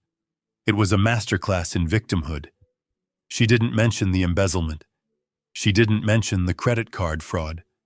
She painted a picture of a tyrannical patriarch punishing his children for daring to breathe without his permission. He cut off our food money, she sobbed. He locked us out of our house in the middle of winter. He used his connections to frame Tyler for crimes he didn't commit. That is why we are in this motel. That is why we have nothing. We are terrified. We are starving. He wants to break us because he can't own us anymore. The comments section exploded. It was a digital riot. What a psycho, we need to find him. Drop his address, Queen. Let's cancel this old man. Nobody hurts our Brit. She was inciting a mob. She was weaponizing 50,000 strangers against me. She leaned into the camera, her voice dropping to a conspiratorial whisper. I don't know what he is going to do next. He has so much power. But I have you guys. Please share this. Let the world know who Conrad Sullivan really is. Don't let him get away with abusing his family. She ended the stream, leaving a black screen and a comment section burning with hatred. I sat in my penthouse looking at the vitriol pouring in. They were calling for my head. They were threatening to find my building. They were doxing me based on old business records. Brittany thought she had just nuked my reputation. She thought she had won the narrative war, but she had made a critical, fatal error. She had assumed that I cared about the opinions of strangers. And more importantly, she had assumed that her followers were loyal to her person rather than her lifestyle. She had built her entire brand on aspiration, on the illusion of wealth. By exposing her poverty, she hadn't just attacked me. She had shattered the mirror her fans used to look at themselves. And she had done something else. She had made specific, verifiable claims about financial abuse on a public platform. She had called me a criminal. That wasn't just drama. That was defamation per se. And unlike the court of public opinion, the court of law required evidence. I picked up my phone and dialed Vince. Get the recording of that live stream I ordered. Save the comments. Save the viewer metrics. And Vince, call the ad sales department of the streaming platform. I want to buy a primetime ad slot. It is time to show the world the receipts. I did not reply in the comments section. Engaging with a mob in the comments is like trying to put out a fire with gasoline. It only creates more heat and noise. I understood something that Brittany did not. She understood attention, but I understood distribution. She was broadcasting from a free account, begging for views. I was a man who could buy the airwaves she was broadcasting on. I contacted the advertising sales division of the platform she was using. I didn't want a standard slot. I wanted a total takeover. I purchased a targeted campaign specifically designed to appear on the screens of every single person who followed the channel, Brittany. Lifestyle. I paid a premium for immediate placement. Within 2 hours, my response was ready. It was not a video of me crying. It was not a video of me denying the allegations. It was a video of data. The ad began with a black screen and a single sentence in white text. The cost of starvation. Then the scrolling began.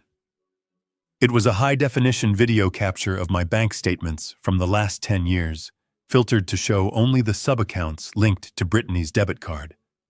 The numbers rolled up the screen like the credits of a movie, relentless and undeniable. January 14th. Hermes Birkin bag ostrich leather, $28,000, paid by Conrad Sullivan. March 3rd. First-class tickets to the Maldives, $16,000, paid by Conrad Sullivan. The scroll accelerated. It showed the $3,000 dinners. It showed the weekly spa treatments that cost more than most people's rent. It showed the invoices for the personal stylist, the dog walker, the sommelier. It was an avalanche of consumption. At the bottom of the screen, a running total ticked upward in real time, spinning faster and faster until it locked onto the final number. $3,420,000. The text faded in again. This is not abuse. This is an allowance. The bank of Dad is closed. I hit the launch button. Across the city, thousands of phones lit up. The young women who had just been crying over Brittany's tragic story of poverty suddenly saw the receipts. They saw the lie. The internet is a volatile beast, but there is one thing it hates more than a villain, and that is a fraud. The tide turned instantly. I watched the metrics shift in real time. The comments on her original video stopped being supportive and started becoming vicious interrogations. You said you were starving, one user wrote, but you spent $5,000 on sushi last month. Show us the receipts. Britt, another commented. His look real. Yours look like tears. The hashtag Save Brittany vanished, replaced by hashtag Brittany is a liar. She had tried to weaponize her poverty, but she had forgotten that her entire audience was built on people who worked hard for their money. By crying wolf while wearing a coat worth their annual salary, she had insulted them. I sat back in my chair watching her follower count drop by the hundreds every second. It was a digital hemorrhage. She had wanted to be famous. Now she was infamous. I didn't have to say a word. I simply let the ledger speak, and the numbers screamed louder than she ever could. The internet is a cruel and efficient executioner. It does not require a trial, it does not ask for a jury, and it certainly does not offer appeals. Within minutes of my advertising campaign hitting the servers, the digital landscape shifted beneath Brittany's feet with the violence of an earthquake. She was still holding her phone, still refreshing the feed, expecting to see more sympathy, more validation, more soldiers for her war against me. Instead, she saw the tide rushing out, revealing the ugly, jagged truth of the ocean floor. The hearts and crying face emojis were gone. In their place was a wall of green snake emojis, the universal symbol for a liar. The comments scrolled by so fast, they were a blur of hatred. You spent $20,000 on a handbag while claiming you were starving. You are disgusting. Refund your sponsors. My dad works 2 jobs and you are stealing millions. Brittany tried to ban the dissenters. Her manicured fingers flew across the screen, tapping block, delete, block, delete. But for everyone she silenced, 10 more appeared. It was a hydra of indignation. She looked up at the camera, her face pale beneath the harsh glare of the ring light, her eyes darting back and forth like a trapped animal. Guys, she stammered, her voice shrill and breaking. That is fake. He photoshopped those bank statements. You have to believe me. He is trying to trick you. But belief is a currency, and she was bankrupt. Then came the notifications that hurt more than the insults. The corporate distancing. In the world of influencers, brands are terrified of controversy. They flee from it like rats from a sinking ship. It started with a notification from her biggest sponsor, a luxury skincare brand that paid her $5,000 a post. But they didn't just email her privately. To save their own reputation, they commented directly on her live stream pinned at the top for everyone to see. Lux Glow Official. We are aware of the financial disclosures regarding this creator. Effective immediately, we are terminating our partnership with Brittany Sullivan. We do not condone fraud or the exploitation of family members. Brittany stared at the comment. Her mouth fell open. That contract paid for the lease on the Tesla. That contract paid for her Pilates classes. It was gone. Then came the fashion label. Then the vitamin supplement company. It was a domino effect of corporate cowardice. No brand wanted to be associated with a woman who burned millions of her father-in-law's dollars while pretending to be a victim. They weren't just firing her. They were publicly executing her career to save their own stock prices. I lost everything, she whispered, the reality finally piercing through her delusion. Tyler, sitting on the bed with his ankle monitor humming, looked up from his own misery. What happened? They are canceling me, she screamed, picking up the phone and throwing it onto the cheap duvet. Everyone. The sponsors. The agency. They are all pulling out. I just lost $20,000 in monthly revenue in 5 minutes. She looked at her hands, the hands that had never done a day of hard labor in her life. She realized then that her influence, her power, her entire identity was just a digital rental, and the landlord had just changed the locks. She wasn't an influencer anymore. She was just an unemployed woman in a dirty motel room with a criminal husband and a very angry public. The screen of her phone lying face up on the bed continued to buzz with the vibrations of 1,000 strangers laughing at her demise. Tyler sat on the edge of the stained bathtub in the motel room, the only place he could find a moment of quiet away from Brittany's sobbing. The air was thick with the smell of mildew and desperation. He looked at the ankle monitor strapped to his leg, its green light pulsing in the dim room, a constant reminder of how far he had fallen. But Tyler Sullivan was not a man who accepted defeat. In his mind, he was still a visionary, a CEO, a man who just needed one lucky break to turn the tables. He pulled his phone from his pocket. His hands were shaking, but his mind was racing with a new, desperate theory. His father had claimed to be Zeus, the mysterious angel investor. But that had to be a lie. It had to be a bluff designed to crush him.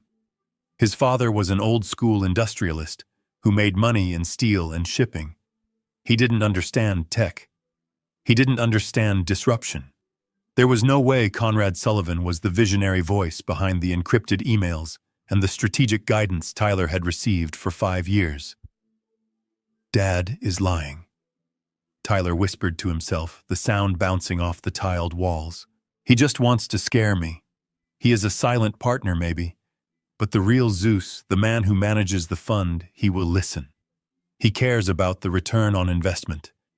He scrolled through his contacts until he found the number he had only dialed once before. Zeus Capital. Emergency line. He pressed call. He held his breath. The ringback tone sounded like a lifeline. 1 ring, 2 rings. Tyler rehearsed his pitch in his head. He would explain the legal trouble as a misunderstanding. He would frame the bad press as a smear campaign. He would ask for a bridge loan, just $2 million to settle the debts, get the ankle monitor off, and relaunch the brand. A voice answered. It was not his father. It was a woman, her voice cool, professional, and detached. Zeus Capital Executive Office. Tyler let out a breath he didn't know he was holding. See, he thought. It's a real firm. It's not just him. "Hello, this is Tyler Sullivan, CEO of Technovation," he said, trying to inject the old authority into his voice, though it cracked slightly at the edges. "I need to speak with the managing director immediately. It is regarding the solvency of the portfolio company. It is a matter of life and death for the asset." There was a pause on the other end. The silence stretched for an agonizing 10 seconds. Tyler squeezed his eyes shut, praying to a god he hadn't believed in until this morning. "Mr. Sullivan," the woman said, her tone unreadable. "We have been monitoring the news. The director is willing to meet with you. He believes a restructuring conversation is overdue." Tyler's heart leaped. Restructuring. That meant they still saw value. That meant they weren't walking away. "Yes," Tyler said, standing up, the hope flooding back into his veins like a drug. "I can be there in an hour. I just need to call my parole officer to get clearance for a business meeting. I can be at the downtown office." "The director will expect you at 10 o'clock tomorrow," she replied. "Do not be late, and bring all updated financial records." The line went dead. Tyler lowered the phone, a manic grin spreading across his face. He looked at himself in the dirty mirror. He looked tired. He looked broken, but he was still in the game. His father thought he had checkmated him, but Conrad had forgotten one thing. Business is not about family. It is about profit. And Tyler was convinced he could sell sand to a desert if given the chance. He walked back into the bedroom. Brittany was lying face down on the pillow. "Get up, Brittany," Tyler said, grabbing his suit jacket from the floor. "Stop crying. I just fixed it. I have a meeting with the money." He didn't know that the appointment he had just made wasn't a lifeline. It was a summons to the final circle of hell. He didn't know that the director he was going to meet was not a new savior, but the same wolf he had been running from, waiting patiently to devour the last scraps of his dignity. Before I reveal who is really waiting for him behind that office door, comment just one word below, ready, so I know you're still here with me. And a quick note before we continue, the next part of this story includes dramatized elements created for storytelling purposes. Some details may be fictional, and if you'd rather not continue, this is the moment you can step away. The elevator ride to the 75th floor took exactly 45 seconds. But to Tyler, it felt like a lifetime. He stood alone in the mirrored box, adjusting his tie for the 10th time, trying to wipe the sweat from his palms onto his trousers. He had convinced himself that the address for Zeus Capital being in the same building as his father's penthouse was just a coincidence. After all, the Pinnacle was the most prestigious address in the city. It made sense that a high-powered investment firm would have an office there. It had to be a coincidence. It was the only lie he had left to hold on to. The doors slid open with a soft, expensive chime. Tyler stepped out expecting a receptionist, a waiting area, perhaps a logo on the wall. Instead, he stepped directly into a vast, open living space. The floor was Italian marble, cold and white. The walls were floor-to-ceiling glass, revealing the gray, churning sky over Lake Michigan. Tyler froze. He knew this room. He knew the smell of the old leather books and the faint scent of sandalwood. He had run through this room as a child. This wasn't an office. This was the penthouse. "Hello," he called out, his voice echoing in the emptiness. "Is anyone here? I have a meeting with the director." There was no answer. The room was still save for the dust motes dancing in the pale light. In the center of the room, facing the massive window, was a high-backed leather armchair. It was turned away from him, a silhouette against the bright gray sky. A hand rested on the arm of the chair, holding a crystal tumbler of water. Tyler took a hesitant step forward, the GPS monitor on his ankle chafing against his skin. "Excuse me," he said, his voice trembling. "I was told to come here for a meeting with Zeus Capital." The chair did not move, but a voice drifted from it. A voice that was deep, familiar, and terrifyingly calm. "You are on time, Tyler. I always appreciated punctuality." Tyler stopped breathing. His blood turned to ice in his veins. The chair slowly swiveled around. There was no mysterious investor. There was no team of analysts. There was only Conrad Sullivan sitting comfortably in a cashmere sweater, looking at his son with eyes that held no warmth, no anger, just a profound clinical disappointment. "Dad," Tyler whispered the word, scraping out of his throat. Conrad took a sip of water and set the glass down on a small side table. He gestured to the empty sofa across from him. "Sit down, Tyler. We have a board meeting." Tyler stumbled back, shaking his head. "No, this isn't real. You aren't Zeus. You don't know anything about tech. You hate startups. You told me the internet was a bubble. I told you that to see if you had the conviction to prove me wrong," Conrad said, his voice steady. "I created Zeus Capital 10 years ago as a vehicle to support you without crippling you with my name. I wanted you to build something on your own merits. I read every pitch deck. I approved every round of funding. I was the one who told you to pivot to software in 2018. Tyler fell onto the sofa, his legs giving out. The realization crashed over him like a tidal wave. Every email, every strategic advice, every check that had saved his company at the last minute, it had all come from the man he had called obsolete. The man he had tried to institutionalize. "You." Tyler gasped, tears welling in his eyes. "You gave me the money." Conrad leaned forward, his expression hardening. "I gave you a shovel, Tyler. I hoped you would use it to build a foundation. Instead, you used it to dig a hole. And now we have reached the bottom." The room was quiet, but it was the silence of a funeral parlor, not a library. I picked up a thin blue folder from the side table and slid it across the marble surface toward Tyler. It moved with a hiss, stopping just inches from his trembling hands. He looked at it as if it were a loaded gun.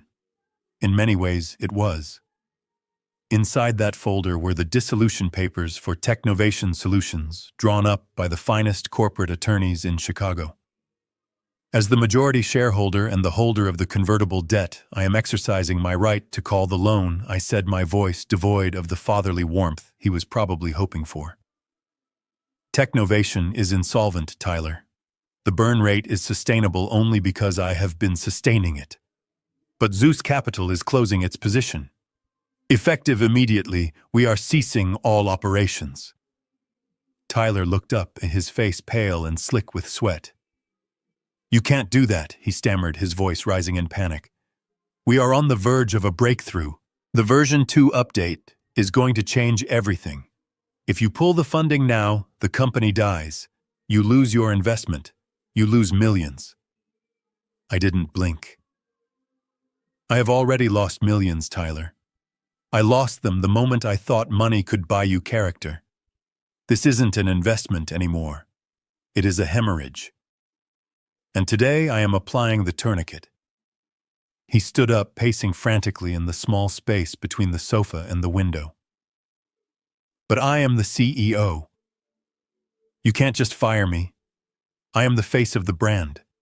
I have interviews scheduled next week. I have a keynote speech at the Tech Summit. What am I supposed to tell them? Tell them the truth. I said, leaning back in my chair. Tell them that your seed funding has dried up because of gross mismanagement and embezzlement.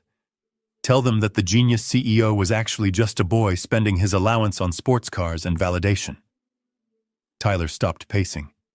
The cruelty of the truth seemed to physically strike him. He looked at the city outside the skyline he thought he had conquered. He realized that without the invisible hand of Zeus holding him up, he wasn't a titan of industry. He was just another unemployed man in a suit he couldn't afford. But what about the debts, he whispered, his voice cracking. The corporate credit lines, the office lease, the vendors. If we liquidate, who pays them? The company pays them by selling off its assets, I explained calmly. The servers, the furniture, the intellectual property, whatever that is actually worth. And whatever is left unpaid, Tyler, falls on you. You signed personal guarantees for those loans. You didn't read the fine print because you thought the money would never stop. I watched him crumble. The arrogant posture, the tilted chin, the sneer of superiority, it all melted away, leaving a terrified child. He fell back onto the sofa, burying his face in his hands. He wasn't crying for the employees who would lose their jobs. He wasn't crying for the product. He was crying because the costume had been ripped off. The play was over. The lights were coming on, and there was no applause, only the crushing weight of reality. I took a pen from my pocket and placed it on top of the blue folder. Sign the voluntary dissolution. Tyler, it is the only way to avoid a forced bankruptcy that will ban you from running a public company for a decade. Do the one professional thing you have ever done in your life. End it with dignity.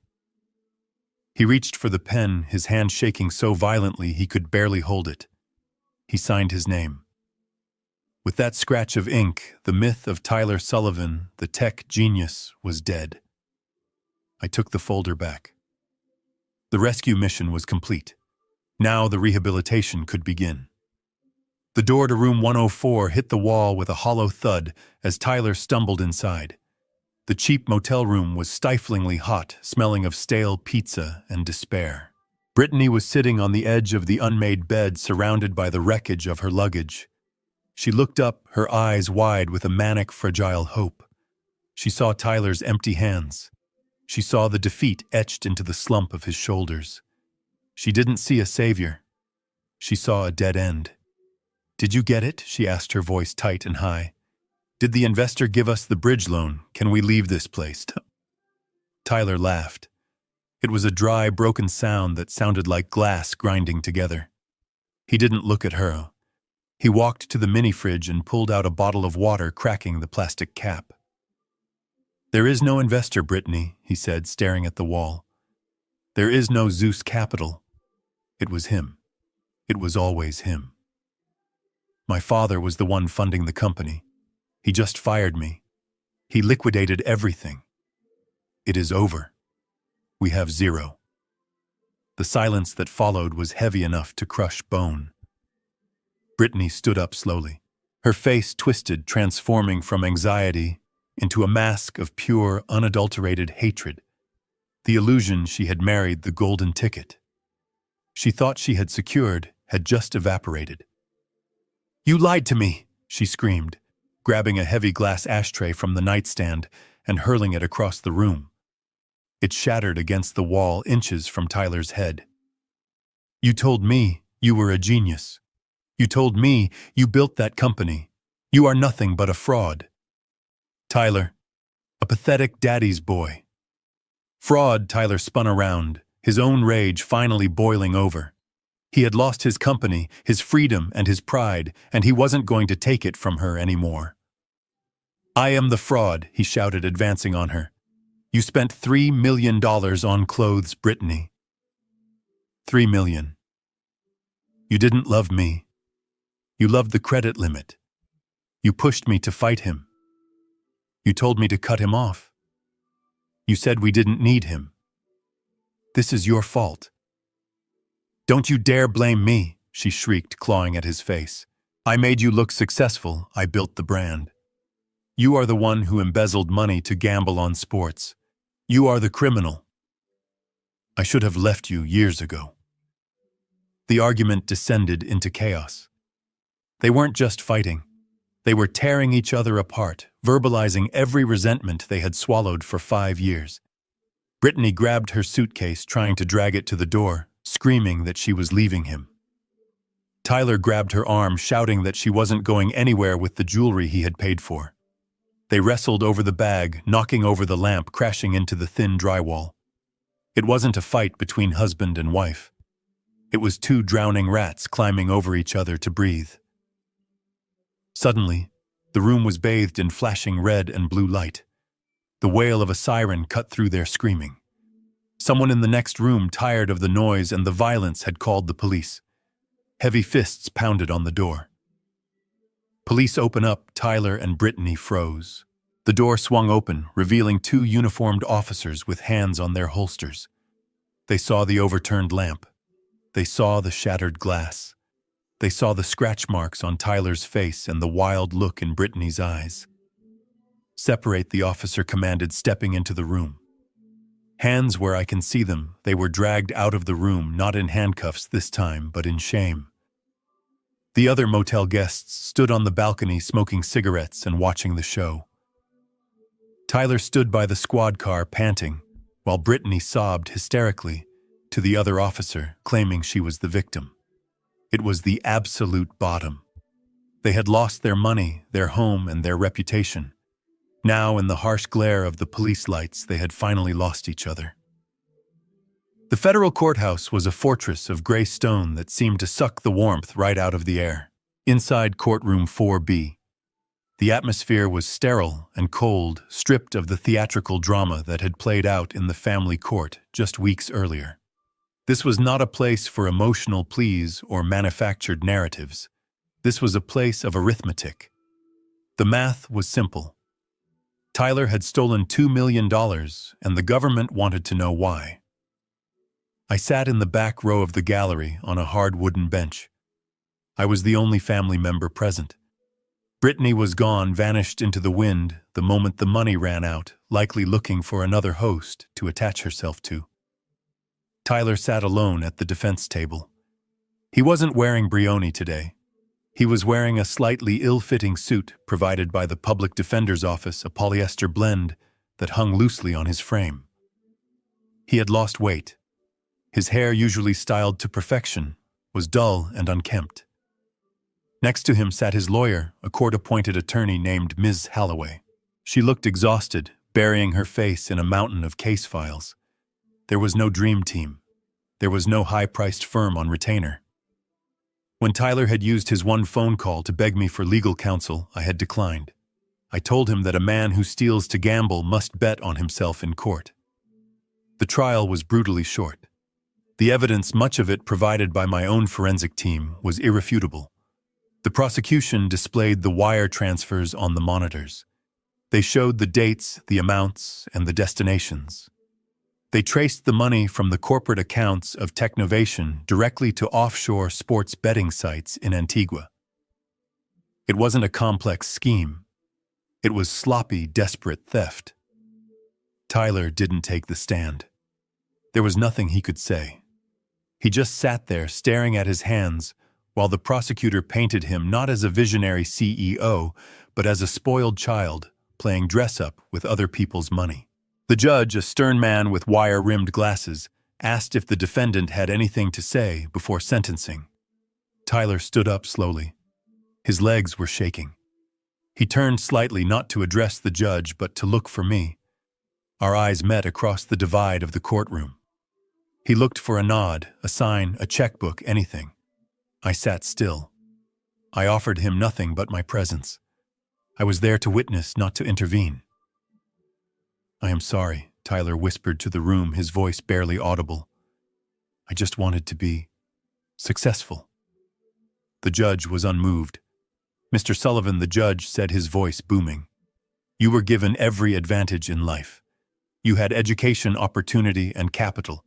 Instead of building something, you chose to defraud investors and embezzle funds to feed a gambling addiction. This court finds no reason for leniency." The gavel did not slam this time. It came down with a dull, heavy thud.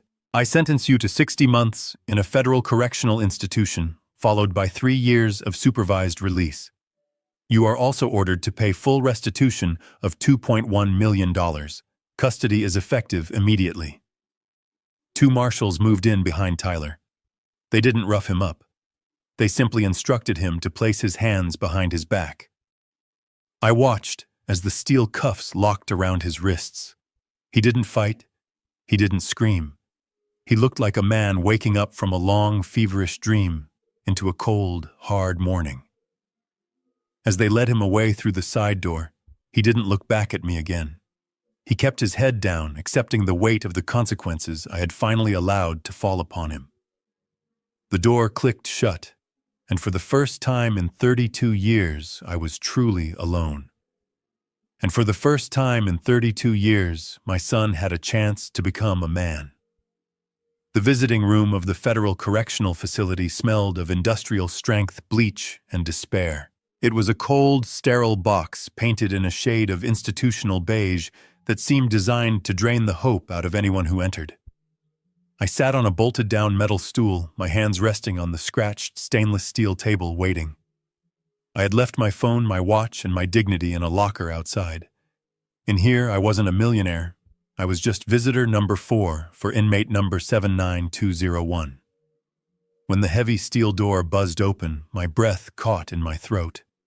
Tyler shuffled in. The transformation was horrifying. Gone were the tailored Italian suits, the silk ties, and the manicured hair. In their place was a baggy, faded orange jumpsuit that hung off his frame. His head had been shaved to the scalp, revealing the vulnerability of his skull. He looked smaller. He looked like a boy who had been playing dress-up and had finally been stripped of his costume. He sat down across from me. He didn't say hello. He didn't ask how I was. He just stared at me through the thick plexiglass barrier, his eyes burning with a mixture of hatred and confusion. He picked up the black phone on the wall. I picked up mine. "You look good, Dad." He sneered, his voice tinny through the receiver. "The outside world treating you well." "Enjoying the penthouse. I am doing fine, Tyler," I said softly. "I wanted to see how you are holding up." He laughed, a harsh barking sound that drew a sharp look from the guard in the corner. "How am I holding up? I am in a cage, Dad. I sleep on a cot the size of an ironing board. I eat slop. I shower with 30 other men. That is how I am holding up." He leaned forward, his face pressing against the glass, his breath fogging it up. The anger finally boiled over, exploding out of him like steam from a cracked pipe. "Why are you here?" he screamed, not caring about the other visitors. Did you come to gloat? Did you come to see your masterpiece? You have $50 million in the bank. $50 million. You could have written a check. You could have paid the restitution. You could have hired the best lawyers in the country and got me probation. Why? Why did you let them take me? I watched him unravel. I watched him cry. It broke my heart, but I knew that fixing it would only break him further. I didn't let them take you, Tyler, I said, keeping my voice steady and calm. You took yourself here. I just stopped standing in the way. That is bullshit, he yelled, slamming his fist against the glass. You have the money. You could have saved me. What kind of father has $50 million and lets his only son rot in prison? The kind of father who loves you enough to let you become a man, I replied. Tyler froze. He looked at me as if I were speaking a foreign language. For 30 years, I saved you. I continued, my voice trembling slightly with the weight of the truth. I bought your grades. I bought your cars. I bought your career. I bought your wife. I paved every road you walked on so you would never stub your toe. And do you know what happened? You never learned how to walk. You became a crippled Tyler. You became a man who thought the world owed him everything because he never had to earn anything. I leaned in closer to the glass. If I had paid that restitution, if I had bought your freedom one more time, you would have learned nothing. You would have gone right back to the gambling, the lying, and the fraud. You would have stayed a child forever. The money was the poisoned sun, and I finally stopped feeding it to you. Tyler stared at me, his chest heaving. The tears were streaming down his face now, but the rage was slowly being replaced by a terrifying, hollow realization. I hate you, he whispered. I know I said standing up to leave, and I can live with that. Because for the first time in your life, you are going to have to survive on something other than my checkbook. This sentence is the first thing you will ever truly earn. And maybe, just maybe, when you walk out of here in 5 years, you will finally be free. I hung up the phone. I turned around and walked toward the exit, listening to the sound of my son sobbing behind the glass. I didn't look back. I had done the hardest thing a father can ever do. I had let him fall so that he might finally learn how to stand. It had been a week since the heavy steel doors of the federal prison slammed shut behind my son, and the silence in my penthouse was absolute. It was a clean, sharp silence, the kind that comes after a violent storm has finally passed. I was standing by the window watching the rain wash the grime off the city streets when the intercom buzzed. I didn't need to check the camera to know who it was. Misery has a very specific way of ringing the doorbell. I buzzed her up. When the elevator doors opened, Brittany stepped out. The transformation was complete. The high-fashion influencer, who had once sneered at the thread count of my guest sheets, was gone. In her place stood a woman soaking wet, shivering in a thin trench coat that looked like it had been pulled from a discount bin. Her hair, once her crowning glory, hung in limp strands around a face devoid of makeup. She looked like a ghost haunting the ruins of her own ambition. She didn't walk with that arrogant click of heels anymore. She shuffled. She stopped in the middle of the living room, clutching a manila envelope to her chest, as if it were a shield. "Conrad," she whispered, her voice cracking. I didn't know where else to go. I didn't offer her a drink. I didn't offer her a seat. I stood by the fireplace, my hands clasped behind my back, waiting for the pitch. I knew there was always a pitch. "I am leaving him," she said, rushing the words out. She stepped forward and placed the envelope on the marble coffee table. "Those are the divorce papers. I filed them this morning.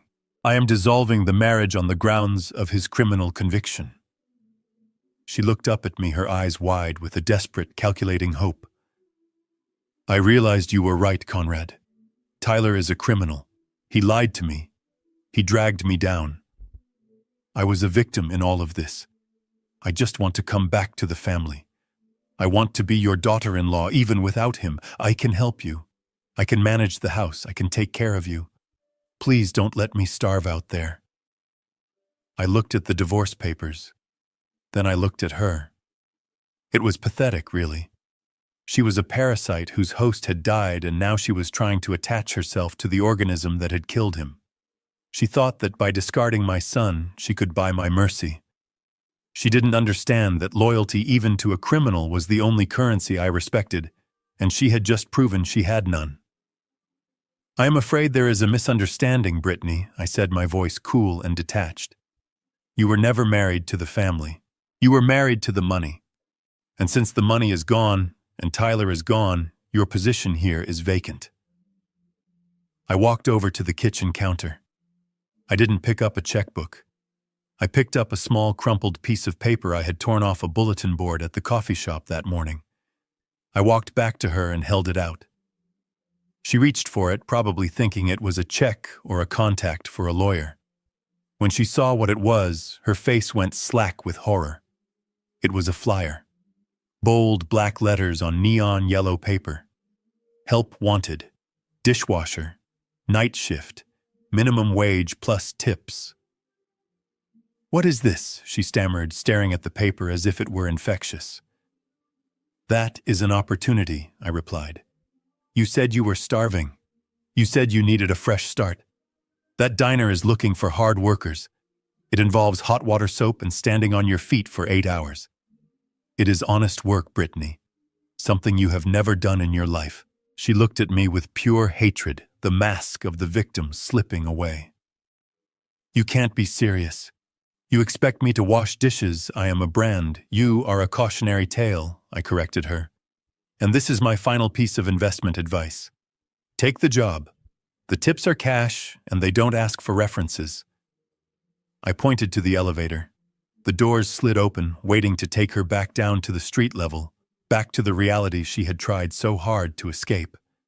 She crushed the flyer in her hand, threw it on the floor, and stormed out. Her sobbing echoing in the hallway. I watched the numbers on the elevator descend. Ground floor. I bent down, picked up the flyer, and smoothed it out on the table. It was a good offer. It was a shame she wasn't smart enough to take it. The ink on the contract was still wet when I handed the pen back to the buyer. It was a Mont Blanc, a gift from my late wife 30 years ago, and I left it on the mahogany table along with the keys to the kingdom. Sullivan Logistics. The empire I had spent 40 years building from a single rusted truck into a global shipping titan was no longer mine. I had sold it to a European conglomerate for a sum that would make most men dizzy, but I didn't feel dizzy. I felt lighter. The weight of 5,000 employees, the fluctuating fuel prices, and the quarterly earnings calls had been lifted from my shoulders. I had ensured that every worker kept their job and their pension, a final act of loyalty to the people who had actually helped me build my fortune, unlike the son who had tried to steal it. The sale of the company was just the beginning of the purge. Next came the penthouse. The pinnacle, with its 75th floor views and its cold marble floors, was not a home.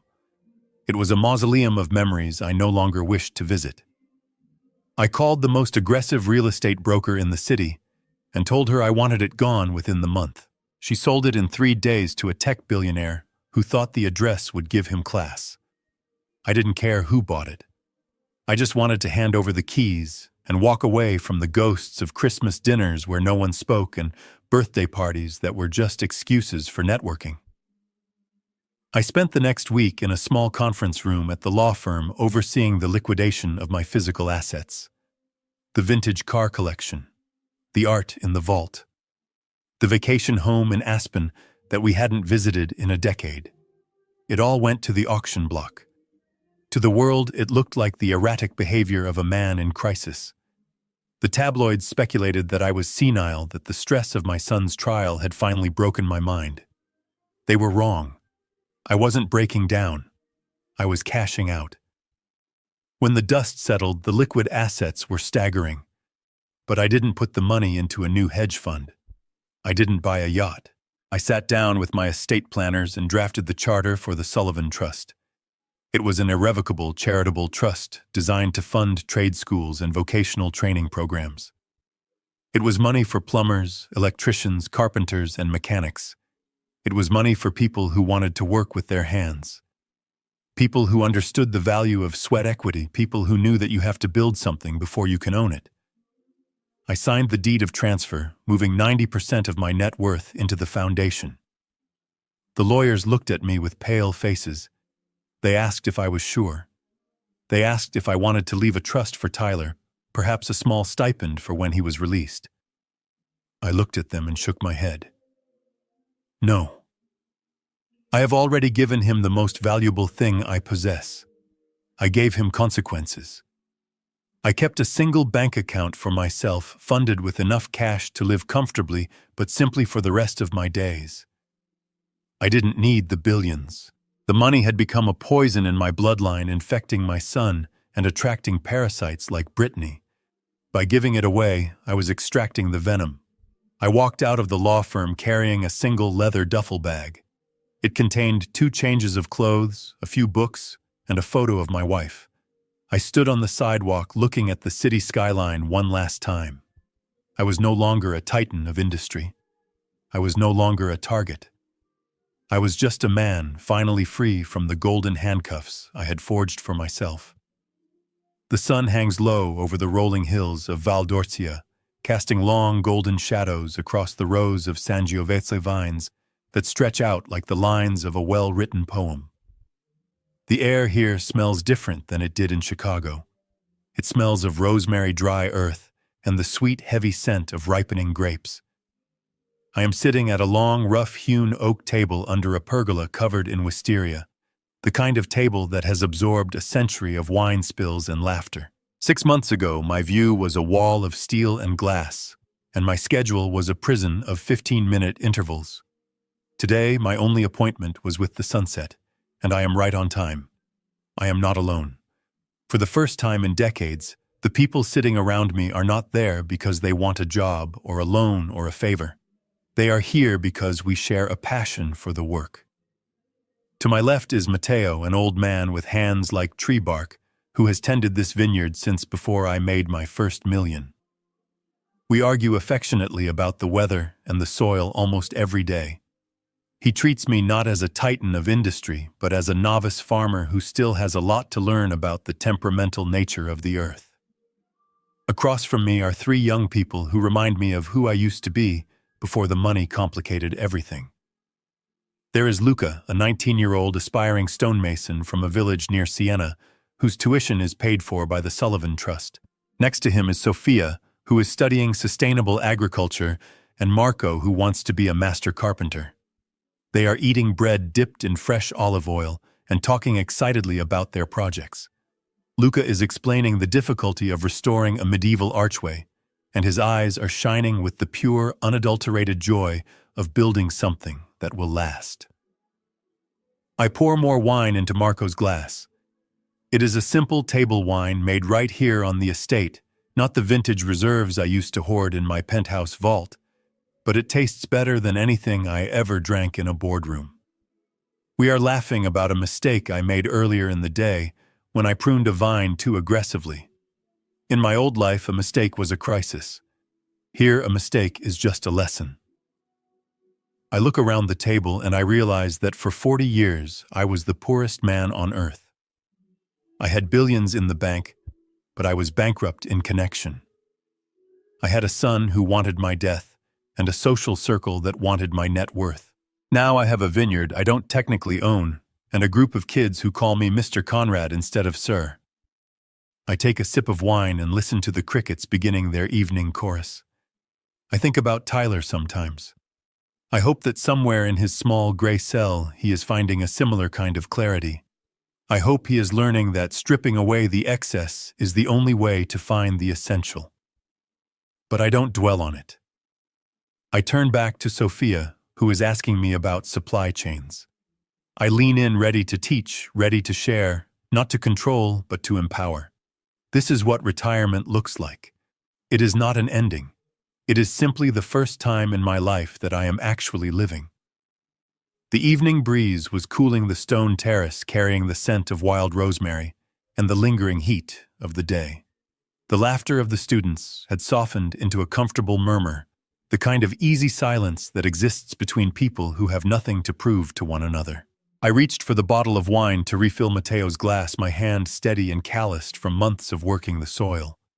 Then my phone buzzed. It was a harsh, intrusive sound that cut through the symphony of crickets and conversation. I had almost forgotten the device was there. I rarely used it these days except to check weather reports or video call the estate lawyers. I picked it up. The screen glowed with a notification from an unknown number. The country code was +1. The United States. I swiped the screen to unlock it. The message was long, a block of text typed in a hurry, likely with trembling fingers in the dark of a cell. Dad, please. It is Ty. I paid a guy a fortune to use this for 2 minutes. You have to help me. It is hell in here. I am scared. There are gangs. I owe money for protection. They said they will hurt me if I don't pay up by Friday. Please, Dad. I know you are mad, but don't let me die. Just wire $5,000 to this Venmo account. I will pay you back. I swear. Please save me. I read the words twice. The old Conrad, the man who wore suits and controlled boardrooms, felt a phantom pain in his chest. It was the instinct of a father, the biological imperative to protect his young. My thumb hovered over the keypad. It would be so easy. $5,000 was nothing to me. It was less than the cost of the wine we had drunk last week. I could wire it in seconds. I could buy him safety. I could stop his fear. But then I looked at the words again. I paid a guy. I owe money. I will pay you back.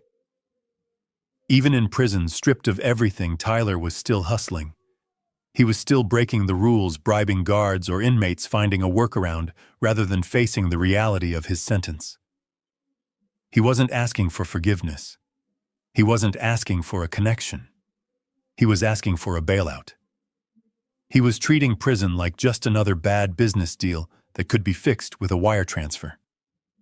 If I sent the money, I wouldn't be saving him. I would be confirming everything he believed, that rules don't apply to Sullivans and that Daddy will always fix it. If I paid for his protection now, I would be paying for it for the next 5 years. He would never learn to survive on his own. He would never learn that actions have consequences that cannot be bought off. I looked up from the screen. Luca was watching me, concerned. Is everything all right, Mr. Conrad? He asked. I looked at the young stonemason, a boy who worked 10 hours a day to build a future, who had never asked me for a dime he didn't earn. I looked at the rolling hills of Tuscany disappearing into the twilight. I looked back at the phone one last time. I didn't type a reply. I didn't lecture him. I didn't say I loved him. Silence was the only answer he needed. It was the only answer that would force him to finally grow up. I pressed the power button, holding it down until the screen went black. Everything is fine, Luca, I said, placing the phone face down on the table. Just a wrong number. I picked up the wine bottle and poured. The red liquid swirled in the glass, catching the last light of the day. I took a sip and turned my back on the digital ghost of my son, choosing instead the real, honest life I had finally found. The phone screen was still glowing in the twilight, casting a pale, artificial light onto the weathered oak table. I looked at the name at the top of the chat. Tyler. For 30 years, that name had triggered a reflex in me. It was a reflex to fix, to pay, to smooth over, to save. It was a Pavlovian response where his crisis became my emergency. I felt the vibration again. He was typing another message. Probably a bargain. Probably a promise that this time would be different, that he had changed, that he just needed one last lifeline. But as I sat there, surrounded by the scent of wild rosemary and the gentle murmur of my friends, I realized something profound. The lifeline was not strangling him. It was strangling me. I had spent a lifetime building a fortress of wealth to protect my family, but I had forgotten that a fortress can easily become a prison if you lock yourself inside with the wrong people. I looked at the 3 dots in the corner of the screen. The menu dropped down. The option was there, written in red text like a warning sign. Block contact. My thumb hovered over the glass. In the past, I would have felt guilt. I would have felt the crushing weight of paternal obligation. But tonight, all I felt was the cool evening breeze on my face. I pressed the button. A confirmation box popped up asking if I was sure. I didn't hesitate. I tapped yes. The messages vanished. The typing indicator stopped. The digital tether that had bound me to his toxicity for so long was finally severed. I placed the phone face down on the table. It was just a piece of metal and glass, now silent and inert. A smile spread across my face. It was not a smile of triumph or vengeance. It was the soft, quiet smile of a man who has finally set down a heavy load after walking 1,000 miles. The air seemed to get lighter. The colors of the sunset deepened, shifting from gold to a rich, bruising purple. I looked around the table. Matteo was pouring the last of the wine. Sophia was laughing at something Luca had said, her face illuminated by the hanging lanterns. They were happy. They were free. And for the first time, so was I. I reached out and took the stem of my wine glass. The crystal felt cool and solid in my hand. I swirled the dark red liquid, watching the legs run down the side. I stood up slowly and walked to the edge of the terrace, looking out over the valley that was now draped in shadow. The world was vast and beautiful and faux. The tragedy of Tyler Sullivan teaches us a harsh but necessary truth. Money can build an empire, but it cannot build character. By constantly shielding his son from consequences, Conrad wasn't protecting him. He was preventing him from growing. True love isn't about solving every problem with a checkbook. It is about having the courage to let someone fall so they can learn how to stand. Ultimately, the story reminds us that peace is the most expensive luxury of all. You can't buy it, but you can secure it by setting boundaries. Protecting your energy is your highest responsibility. What is the hardest boundary you have ever had to set with a loved one? Share your story in the comments below. The first time I wasn't trying to buy it or control it. I was just existing in it. I raised my glass to the horizon, to the silence, to the future that was finally mine. I took a sip, tasting the earth and the fruit and the hard work that went into it. I closed my eyes and breathed in deep, filling my lungs with the sweet, clean air of Tuscany. I had lost a son, but I had found myself. I had lost a fortune, but I had gained a life. This silence, this distance, this absolute and beautiful boundary between my peace and his chaos, it was not an emptiness. It was a luxury. Personal space. It is the greatest gift of all. Looking back on my own life, I have to admit a painful truth. I didn't raise my son with money. I raised him with excuses. I believed providing endlessly was love, but I was wrong. If you are a parent listening to this family story, please don't repeat my mistake. Don't shield your children from consequences and call it protection. That path only creates entitlement, not strength. I learned the hard way that real love sometimes looks like letting go. God taught me that mercy without truth becomes weakness. God reminded me that accountability is not cruelty, it is discipline. And God showed me that forgiveness does not require financial rescue. This was never about anger or punishment.